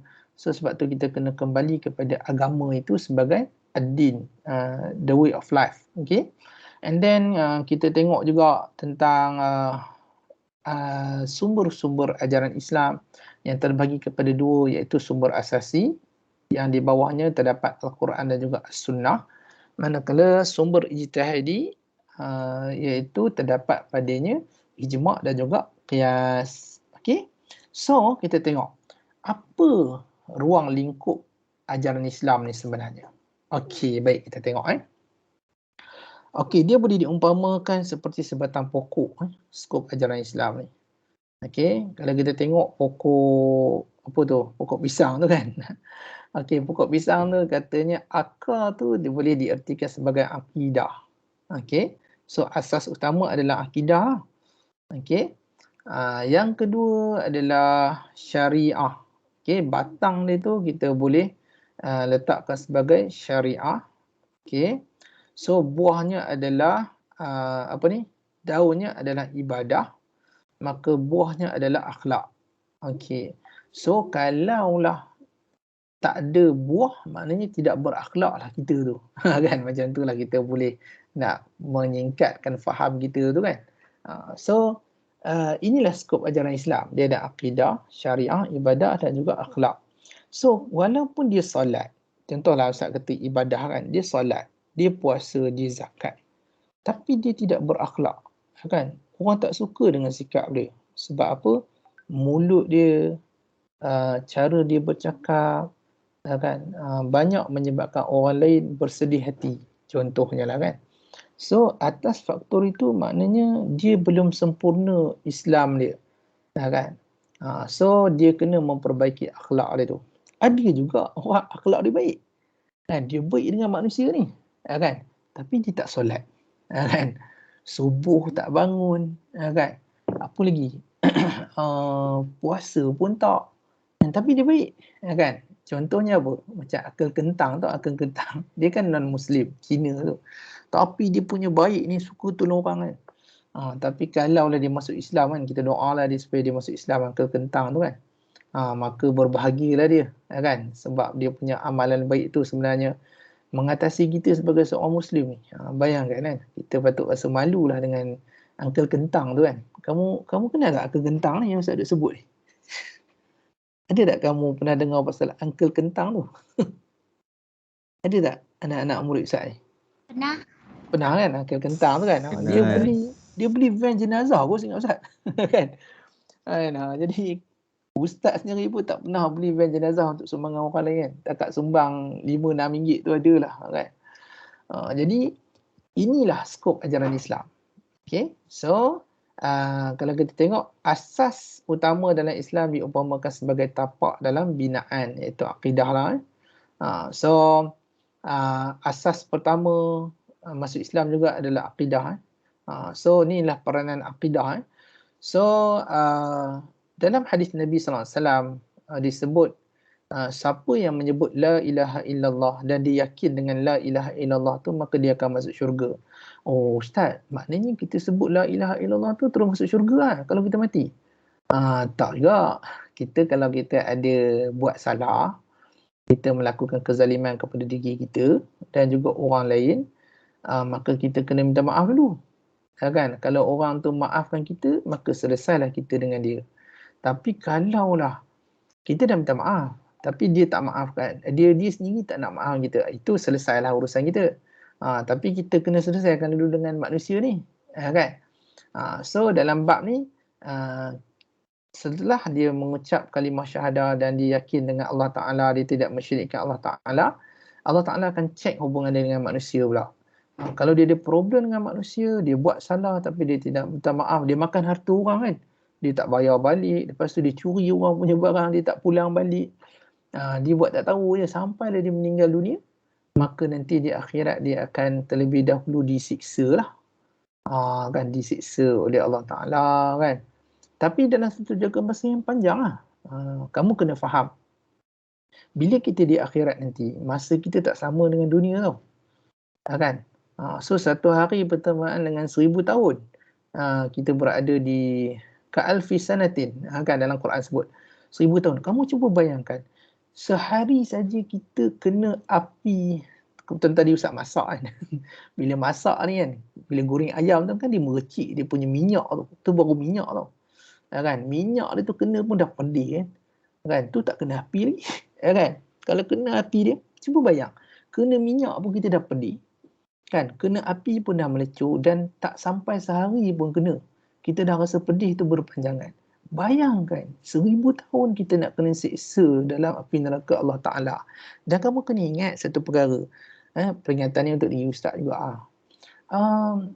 Bila kita seringan dengan azab di dalam neraka Allah Ta'ala adalah terompah api neraka tu, kan? Siapa yang tak masuk Islam di kalangan ahli keluarga Nabi, siapa nama dia? Yang tak masuk Islam tu? Abu Talib ke? Ya, okey. Dia orang kan tak masuk Islam. And then dia orang dah tolong agama Allah ni banyak tapi dia tak masuk Islam. Tapi Allah tanya dekat Nabi, kan? Apa ni, bukan Allah tanyalah. So Allah bagi tahu yang azab yang paling ringan diberikan kepada mereka ini, kan? Nabi sedih sebenarnya. Dan apa azab paling ringan? Terompah tu. Terompah api neraka tu. Kita nampak macam ringan, kan? Tapi kamu bayangkan, nak tahan tu berapa ribu tahun tu. Dan mereka ni memang takkan masuk syurga. Takkan masuk syurga. Sebab diorang tidak pernah meyakini Allah itu sebagai Allah yang Esa. Kan. Jadi orang yang buat salah dia akan disiksa, diazab. Bayangkan kalau kita sebagai anak tak menghormati, tak mentaati ibu ayah, tiba-tiba kita meninggal kan, ibu ayah duk tak redha dengan kita. Oh, na'udzubillah kan. Memang beratlah azab tu kan. Jadi anak derhaka kan. Jadi walaupun kita sebut la ilaha illallah, akidah kita kuat, tapi kita tidak ada akhlak, kita tak jaga ibadah kita tak jaga syariah kita, hukum hakam kita langgar dan sebagainya, maka kita tetap akan disiksa dalam satu jangka masa yang panjang. Na'udzubillah min dzalik. So dalam bab ni saya nak share supaya kita berhati-hati lah. Kita cubalah memperbaiki diri kita kan. Dan kalau kita dah baik, kita janganlah anggap orang lain tak baik kan. So itu juga ujian kepada orang yang baik lah kan. So dalam bab ni kita doa lah kepada Allah Ta'ala supaya Allah pelihara kita kan. Kita konsisten jadi orang yang baik dan membaikkan orang lain kan.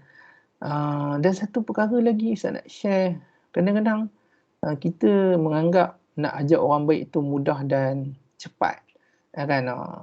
Hakikatnya tak begitu. Kita kena ingat sirah Nabi SAW kan. Nabi bila berdakwah 23 tahun kan. 23 tahun kan. So lama tu kan. Dekat Mekah saja berapa lama kan Nabi nak dakwah. Dekat Madinah walaupun Nabi dah jadi ketua negara, masih lagi Nabi diuji dan sebagainya. So nak jadikan orang lain baik memang sukar dan mencabar, dan dia makan masa yang panjang. So sunnah Nabi inilah yang akan memberi kepada kita kekuatan untuk kekal bersabar untuk berdakwah kepada orang lain. Kan. So itu sikit share lah untuk kamu semua kan. Okey, baik. So akidah sikit lagi saya cuba lajukan. So akidah ni adalah simpulan. Okey, dia adalah kepercayaan yang terikat, erat dan tersimpul kuat di dalam jiwa manusia. So kalau payah nak ingat panjang-panjang, ingat dia adalah simpulan kuat yang berada dalam jiwa manusia. Kan. So akidah ni dia pada 6 elemen lah yang menjadi teras akidah kita tu, iaitu rukun iman itu. Rukun iman. Baik. So syariat ini apa? Syariat ini adalah peraturan lah. So dari sudut bahasa tu sumber air ataupun jalan yang lurus. So istilah dia adalah peraturan dan hukum yang ditetapkan oleh Allah Azza wa Jalla. Okey. So bersumberkan daripada apa? Daripada Quran. 4 perkara tadilah. Okey. Dan tujuan ni untuk apa?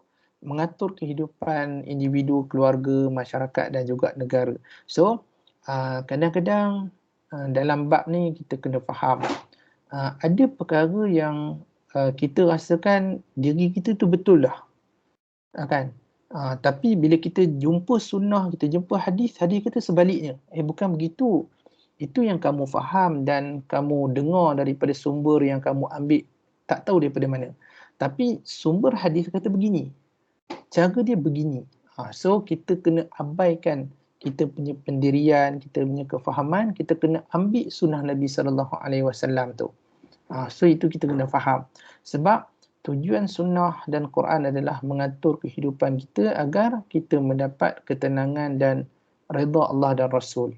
Okey? Itu kita kena faham lah. Sebagai contoh, macam kes tudung kan. Kes tudung ke, kes aurat dan sebagainya ke. Kan? Kadang-kadang kita rasa, alah, tutup sikit-sikit sudah, tutup kan. Tapi sunnah kata lain. Kan? So kita kena korbankan nafsu kehendak kita tu untuk kita memenuhi tuntutan sunnah tadi. Dan kamu jangan risau. Nanti bila kamu buat, memang kamu akan rasa susah pada awalnya. Tapi lama kelamaan Allah akan bagi keringanan dalam amalan tersebut. Dan kamu kena yakin bahawa Allah dah janji. Once kita dah menuruti sunnah dan tuntutan Allah Ta'ala, Allah akan bagi ganjaran dan juga jaminan di syurga nanti kan. So itulah kita punya peranan sebagai hamba ni kan. So kita positif terhadap Allah Ta'ala. Okay, walaupun kehendak kita tu kadang-kadang payah kita nak hilangkan kehendak kita tu. Tapi yakinlah dengan janji Allah Ta'ala. Baik. So, tegahan bertujuan untuk menolak keburukan dan kemudaratan. Macam saya katakan tadi. So, kadang-kadang tegahan, semua tu sebenarnya nak tolak kemudaratan. Okay. Kadang-kadang kita buat rebonding kan. Perempuan lah ni khususnya kan. Kenapa aku dah buat rebonding, aku dah kena pakai tudung kan. Contohnya kan. So rugilah aku buat rebonding kan. Kan? So tujuannya Allah nak jaga kita kan. Nak jaga nilai kita tu kan, supaya nilai kita tu sentiasa terjamin. Kan? So saya tak nak share panjang lah benda tu, cuma kamu sendiri boleh nampak dan faham insya-Allah apa yang cuba Ustaz sampaikan kan. Baik. So akhlak apa? Tingkah laku, perangai ataupun kepribadian. Okey. So ini penting. Inilah buah kan, keberhasilan daripada ibadah akidah kita, syariah kita, ibadah kita. So hasillah akhlak itu. Kan? So kita kena mengeluarkan buah ini. Okey, supaya orang tengok pokok kita tu memang pokok yang betul-betul berkualiti. Kan? So bila tak keluar buah tu dia jadi macam kurang sempurna sikit kan. So kita kembali pada analogi pokok tadi tu lah. Kan? Okey, baik. So Ustaz tak nak hurai dan tak nak baca. Kamu boleh baca nanti insya-Allah.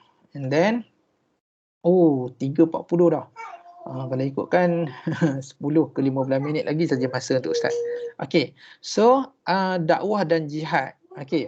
So dakwah dan jihad ni sebenarnya dia termasuk dalam ruang lingkup Islam juga. Okey. Skop Islam tu ada dakwah dan jihad ni. Sebab tu Ustaz katakan tadi, Ustaz nak kamu jadi orang yang soleh, orang yang baik. Ustaz nak. Tapi dalam masa yang sama, Ustaz nak juga kamu jadi orang yang muslih. Muslih ni membaikkan orang lain. Jadikan orang lain juga baik. Macam kita. So di situlah termasuk dakwah ini dalam skop Islam juga. Kan dalam amar ma'ruf nahi munkar itu termasuk pada dia dakwah dan juga jihad. Bukan senang tau nak tegur orang buat maksiat ni. Bukan senang. Kan? Payah sebenarnya. Okay? So kalau kamu terdengar suara anak Ustaz tu, kamu abaikanlah. Okey. So definisi jihad dari segi bahasa. So jihad memang payah. Dan tak ada jihad yang mudah. Contoh kamu sedang belajar sekarang ni. Bukan senang tau nak tahan mata waktu petang-petang ni. Kan? Ni waktu tidur ni kan. Waktu yang sedap, syahdu ni kan. Tapi kamu mesti juga tahan dan juga teruskan belajar. Kan? Walaupun kamu ada peluang je kamu nak left daripada Ustaz punya kuliah dan sebagainya ni, ada je, tapi kamu mesti bersabar dan juga teruskan. Itu adalah jihad sebenarnya. Okay? So dakwah dan jihad ni tak boleh terpisah sebenarnya. Okay? Once kita nak ajak orang buat kebaikan, mesti ada cabaran. So cabaran itulah jihad kita. Kan? Contohlah Ustaz macam ada anak-anak, ada isteri dan sebagainya. Nak suruh anak-anak solat tu ingat mudah, payah tau. Kan? Nak kena cakap baik-baik, lembut-lembut, kan? Kena bersabar. Kalau kita keras nanti anak-anak tak nak kawan dengan kita. Kan? So kena lembut. Bila lembut ni anak-anak pun dia orang mulalah menyusun strategi untuk mengelakkan apa yang Ustaz minta tu. Jadi kita kena susun strategi lain pula. Kan? Itu perlu kepada jihad fikiran tu kan. Macam mana teknik yang sesuai. Kan? So kalau kita berkeras, terus pukul, marah, maki dan sebagainya, maka orang akan jauh. Kan? Sama lah macam kamu pun kan. Kalau Ustaz ni asyik marah je kerjanya, Ustaz ni tak boleh cakap elok-elok. Kan? Habis siapa yang nak dengar dakwah Ustaz kalau macam tu sikap ni?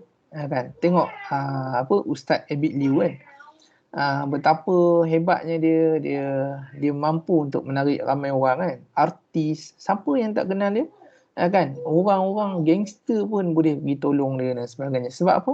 Sebab dia punya pendekatan. Dan Ustaz agak kagum lah dengan pendekatan dia tu kan. Okey, baik. So hukum jihad ni apa? Fardu kifayah. So fardu ain jika prinsip dalam ajaran Islam tidak dilaksanakan. Okey, so pembahagian jihad ada jihad besar, ada jihad kecil. Okey, so jihad menggunakan seluruh tenaga dan keupayaan demi mencapai cita-cita yang mulia, iaitu keampunan, rahmat dan redha Allah Subhanahu wa taala. Okey, baik. So cara dakwah ni macam mana? Ud'u ila sabili rabbika bil hikmati wal mau'izatil hasanah wajadilhum billati hiya ahsan. Okey, so ini caralah melalui perkataan, melalui perbuatan. Okey. Baik, dalam tafsir Ibn Kathir sini Ustaz, hikmah ini adalah Al-Quran, wa mau'izatil hasanah adalah hadis Nabi SAW. So kita kena gunakan pendekatan Al-Quran dan juga sunnah dalam mengajak orang dalam berdakwah ini. Baik, macam mana cara Nabi ajak orang berdakwah? Okey. Macam mana cara Nabi menegur para sahabat sekiranya melakukan kesilapan dan sebagainya. Okey. Baik. So yang keempat, ini ada tajuk yang terakhir untuk petang ni sebenarnya. Okey. So kita dah tahu dah skop ajaran Islam itu apa. Okey. And then kita nak lebih merasai bahawa seronoknya kita dengan Islam ni sebenarnya. So kita nak tahu apa keistimewaan Islam ni. Okey. Sama lah macam kamu sekarang ni kan tengah trending geng-geng yang suka pakai iPhone ni kan. So orang pakai iPhone sekarang ni semua beli dah iPhone 13 kan, iPhone 13 kan. Kenapa dia orang nak sangat iPhone tu? Sedangkan harga dia harga Yahudi kan. Sedangkan aksesori dia pun Yahudi punya harga kan. Semua Yahudi kan. Tak ada langsung yang Islam punya harga. Semua Yahudi kan. Tapi kenapa orang nak juga? Sebab dia ada something special yang mana tak ada pada Android kan. Contohlah ni Ustaz bagi kan. Islam pun sama sebenarnya. Kenapa kita rasa bangga sangat dengan Islam ni? Sebab Islam ada keistimewaan yang tak ada pada agama-agama lain. Contohnya yang pertama apa? Rabbaniyah. Okey. Dia ada universal. Okey, dia ada syumuliyah. Dia bersifat tetap dan anjal. Dia bersifat waqi'i dan praktikal. So kita tengok satu persatu. Apa Rabbani ni? Rabbani ni dia adalah ciptaan mutlak Allah Subhanahu Wa Taala. Dia bersifat ketuhanan. Okey, Tuhan Allah Taala. So manusia dan Nabi sallallahu alaihi wasallam tak terlibat dalam penggubalan agama Islam ni. Kan?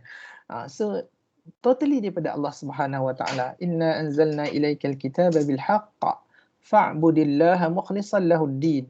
Okey. Sungguhnya kami menurunkan Al-Quran ini kepadamu wahai Muhammad dengan membawa kebenaran. Oleh itu hendaklah engkau menyembah Allah dengan mengikhlaskan segala ibadat dan bawaanmu kepadanya. Okey. So apa saja yang kita buat kerana Allah Subhanahu Wa Taala. Okey. So sumber ajaran Allah Taala ni adalah sumber yang autentik, iaitu Al-Quran Al-Karim, sumber naqli. Okey, sumber naqli. Naqli ni maksudnya apa? Naqli ni sesuatu yang dipindahkan. Dia berasal dari perkataan Arab yang disebut sebagai naqala. Okay, nakal. Kadang-kadang orang cakap ni aku nakal je ni benda ni. Aku nakal je benda ni. Nakal ni aku just bawa je apa yang Nabi bawa and then aku transfer dekat kamu semua. Macam tu lah. Okay, aku tak ubah apa-apa pun daripada Quran ni. So Quran ni datang daripada Jibril. Macam ni lah datang. Macam tu lah aku bagi kat korang semua. Kan, wahai umat Muhammad. Macam tu lah kan. So dia adalah Rabbaniyah. Okay. Sumber tafsiran yang tidak boleh lari dari garis panduan asal yang termaktub dalam sumber naqli, iaitu Quran dan Sunnah. Kan ada dalil aqli, dalil naqli. Dalil naqli adalah Quran dan juga Sunnah. Dalil aqli adalah daripada akal manusia. Okey. So itulah sifat keistimewaan Islam ini. So kalau macam agama lain, contoh Kristian ke, Hindu ke, kan, benda tu dah diubah oleh diorang punya rahib ataupun diorang punya cendekiawan agama, kan. Jadi Old Testament, New Testament, kitab Bible sebagai contoh kan. Kalau macam agama Hindu dia ada kitab Veda kan. So dalam tu pula banyak chapter dan juga banyak campur tangan manusia yang dah masuk dalam tu. Kan, berlaku perubahan demi perubahan. Kan, lalu dipercayai pula oleh orang lain. Macam Confucius sebagai contoh, yang buatnya adalah Konfusi itulah kan. So dia buat, so semua bergantung kepada akal manusia, tetapi tidak pada Islam itu sendiri.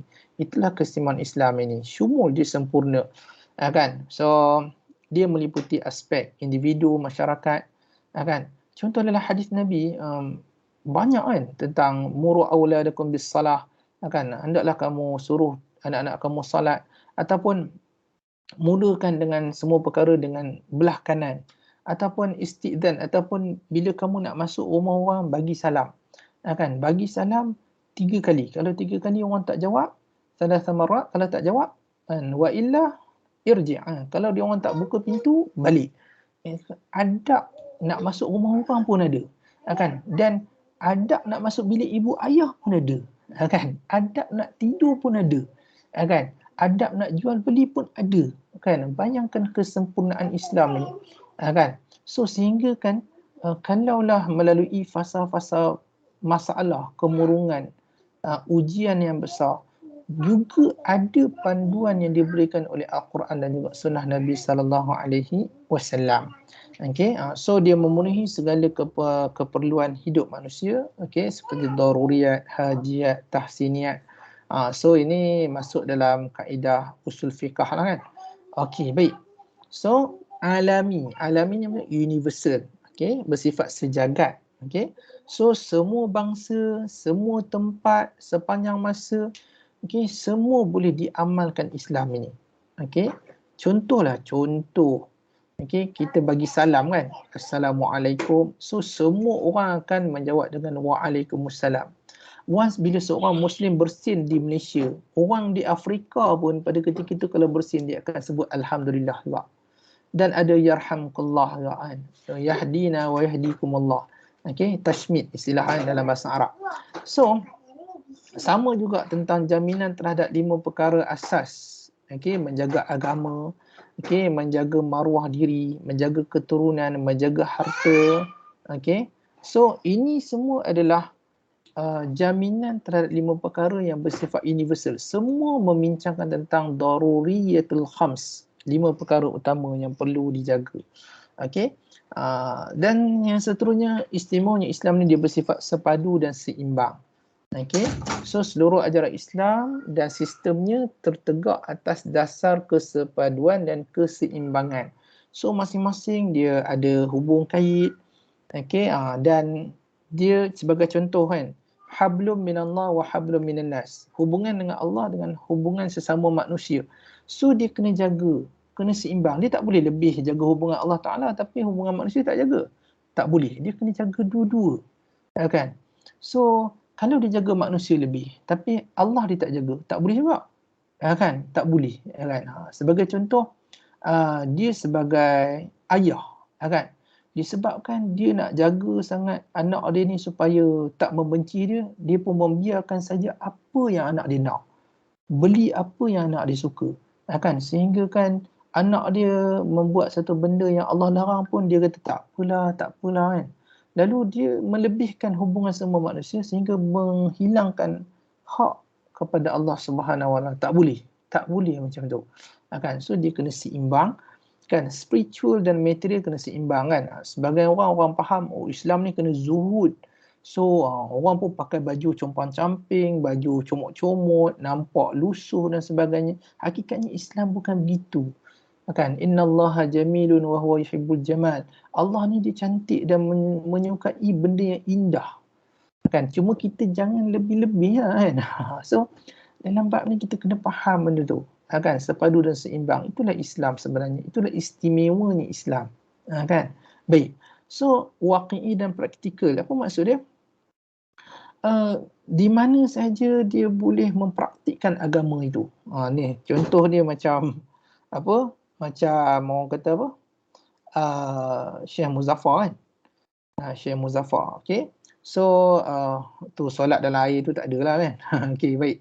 So dalam bab ni kita bila ada masalah air, kan, kita ada tayamum. Bila kita ada masalah nak solat ketika mana kita sakit, kita boleh solat dalam isyarat dan sebagainya, kan? So dalam bab ni solat jamak dan qasar, okey, itu semua adalah bersifat waqi'i dan juga praktikal. Okey, dalam Al-Quran Allah Azza wa Jalla sebut fattaqullaha mastata'tum, hendaklah kamu bertakwa kepada Allah mengikut kadar kemampuan kamu, kan? Sebagai contoh, kamu berada dalam hutan tersesat, so kamu tak ada sumber makanan melainkan pada ketika itu mungkin khinzir ataupun ular, okey, yang mana diharamkan untuk kita makan, tapi kita diharuskan makan atas faktor darurat. Tetapi dengan kadar yang hanya perlulah, bukanlah kamu makan tu dalam kadar sehingga kekenyangan yang melampau dan sebagainya, tidak dibenarkan dalam syarak lah. Okay? So kalau kita tengok, saya tidak menghadapi masalah menunaikan salat di IAS. Kalau diikutkan, saya perlu melakukan salat sebanyak 80 kali sehari kerana IAS dengan kelajuan 27,000 km sejam mengelilingi bumi sebanyak 16 kali sehari. Walau bagaimanapun, JAKIM menetapkan salat dilakukan 5 kali sehari mengikut waktu Kazakhstan dengan arah kiblat adalah mengikut hala bumi sudah memadai. Nampak tak kat situ? betapa mudahnya Islam ini, kan? Betapa mudahnya Islam ini kalau kita faham dengan konteks yang betul. Okey, sebagai orang dia Muslim tapi dia faham dalam konteks yang salah. So lalu dia mengamalkan benda itu mengikut kefahaman dia, bukan kefahaman ahli dalam agama ataupun para asatiza ataupun Al-Quran dan juga sunnah Nabi sallallahu alaihi wasallam. Baik. Istimewanya Islam ni lagi apabila dia bersifat tetap dan anjal. Tetap ni maksudnya apa? Tetap ni dari sudut masa, dari sudut prinsip. Okey, contohnya rukun iman, rukun Islam dia memang bersifat tetap, takkan berubah. Wajibnya solat itu memang kekal kewajipan tu. Dia takkan berlaku anjal lah. Tiba-tiba solat ni jadi tak wajib. Tak ada. Kan? Solat tetap wajib macam mana keadaan sekalipun. Contohnya kamu sedang berperang, ada kaedah solat dalam perang. Kan? Kamu dalam jam perjalanan, kamu ada kaedah untuk solat dia. Kan? Jadi kewajipan solat itu bersifat prinsip yang tidak akan berubah, dia tetap. Okey, yang berubahnya kat mana? Okey, keanjalan itu berlaku melalui pelaksanaan. Macam kes tadilah, kan? Tak ada air boleh tayamum. Okey, tak boleh berdiri ketika mana salat, so kamu boleh duduk. Okey. So kena faham tentang perkara tersebut supaya kita tidak terlalu bermudah-mudah pun ya juga kan. Dalam agama ni tak boleh bermudah-mudah kan. Kita kena faham bagaimana kaedah untuk melakukan satu perkara bila berlakunya darurat tersebut. Okey. So keistimewaan Islam lagi dia adalah menepati fitrah manusia. Okey. So menitik beratkan spiritual, emosi. Okey. So tamadun yang dibangun ke atas dasar fizikal dan material hanya dapat memenuhi tuntutan hawa nafsu sahaja. Tidak berlandaskan ilmu dan juga iman kepada Allah Subhanahu wa taala. Okey, so yang ni nanti kamu boleh baca insya-Allah. And then kelebihan ataupun keistimewaan Islam yang seterusnya adalah wasatiyah. Wasatiyah ni seimbang dan pertengahan. Okey. So berada di tempat yang sesuai antara dua situasi yang bertentangan dengan mengambil pendekatan yang seimbang dalam berhadapan dengan apa-apa yang berlaku dalam kehidupan. Okey. So wasatiyah ni dia berada di pertengahan, dia tidak terlalu ekstrim dan dia tidak terlalu ringan sangat. Macam itulah cara mudah kita nak faham kan. So elemen wasatiyah menurut Syekh Yusuf Al-Qaradawi rahimahullah, okey. Keadilan, hafizahullah, okey, keadilan, kesatuan, kekuatan, istiqamah, terbaik dan keamanan.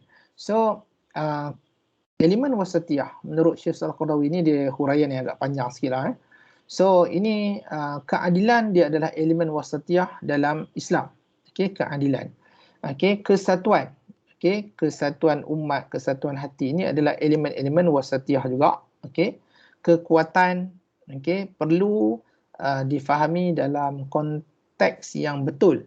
Okey, kuat tu kalau kita tengok dalam hadis Nabi sallallahu alaihi wasallam, kuat tu bukanlah kuat pada tubuh, tetapi kuat itu adalah kuat yang boleh menahan marahnya, sebagai contoh kan dalam hadis Nabi disebut kan. Okey, baik. So istiqamah, terbaik, keamanan ni adalah elemen wasatiyah yang menurut pandangan Syekh Yusuf Al-Qaradawi, okey, hafizahullah. Baik. So kesimpulannya adalah Islam merupakan satu cara hidup. Okey, tak ada dah cara lain nak hidup ni melainkan cara hidup Islam je. Kan? Daripada apa bidang dia pun, bidang perubatan ke, bidang pendidikan ke, bidang sains teknologi ke, Islam adalah cara hidup. Kan? Tak semestinya dia belajar sains dia akan jadi sains sebagai cara hidup. Tak. Islam juga cara hidup dia. Dia sebagai pendidik, guru. Kan? So dia mesti meletakkan Islam sebagai the way of life dia. Tak boleh ubah. Kan? So kalau dia ubah, maka akan berlaku kepincangan. Dia tak akan menemui kebahagiaan, dia tak akan menemui redha Allah Ta'ala, dia tak akan menemui apa-apa perkara yang membawa kebaikan kepada diri dia. Kalau temui kebaikan yang dia rasa baik pada diri dia, mungkin kebaikan itu hanyalah kebaikan yang sementara sahaja. Kebahagiaan itu kebahagiaan sementara sahaja. Kan setengah orang kan tanya, apa yang kau suka, apa yang best? Main game lah. Kan? Game tu sebagai perkara utama bagi dia. Hakikatnya game itu adalah kegembiraan yang bersifat sementara. Kegembiraan yang abadi tu apa? Redha Allah Ta'ala. Redha ibu bapa. Kan? Redha sesiapa saja kawan-kawan ataupun sesiapa saja yang orang meredai ke atas diri dia, dia akan memberi kegembiraan kepada dia secara hakiki. Kan? So kita kena ingat perkara tu. Baik, hanya Islam agama yang diredai oleh Allah Subhanahu Wa Taala. So tak ada dah agama lain, tak adalah pegangan lain, tak adalah pemikiran lain, tak ada dah idea lain, tak ada dah, melainkan Islam sahaja. Please, Islam sahaja. So fa in tanaza'tum fi syai'in farudduhu ila Allah war Rasul. So sekiranya kamu ada perselisihan pandangan dalam beberapa perkara, dalam satu perkara, hendaklah kamu kembali kepada Allah dan Rasul. Tak ada dah cara lain kita nak kembali, tak ada dah. Kan? So dalam bab ni bukan Ustaz nak menafikan psikologi, pegawai psikologi dan sebagainya. Tak, psikologi ni betul. Kita boleh merujuk pada pegawai psikologi kalau kita berhadapan dengan masalah kemurungan dan sebagainya. Dan psikologi pun dia merujuk kepada agama sebenarnya. Cuma teknik itu, macam Ustaz kata tadi, keanjalan itu bergantung kepada teknik dan pelaksanaan. Okay, so jangan salah faham lah. Nanti kamu anggap apa yang Ustaz sebut tu seolah-olah menafikan non-Muslim practice. Bukanlah. Kan? So ada juga practice non-Muslim. Selagi mana dia tidak bercanggah dengan syarak, is okay untuk kita ikut dan sebagainya. Okay, baik. So apa yang kita telah pelajari dalam topik ini? Okay, yang pertama Islam sebagai ad-din, sumber ajaran Islam, okay, skop ajaran Islam dan keistimewaan ajaran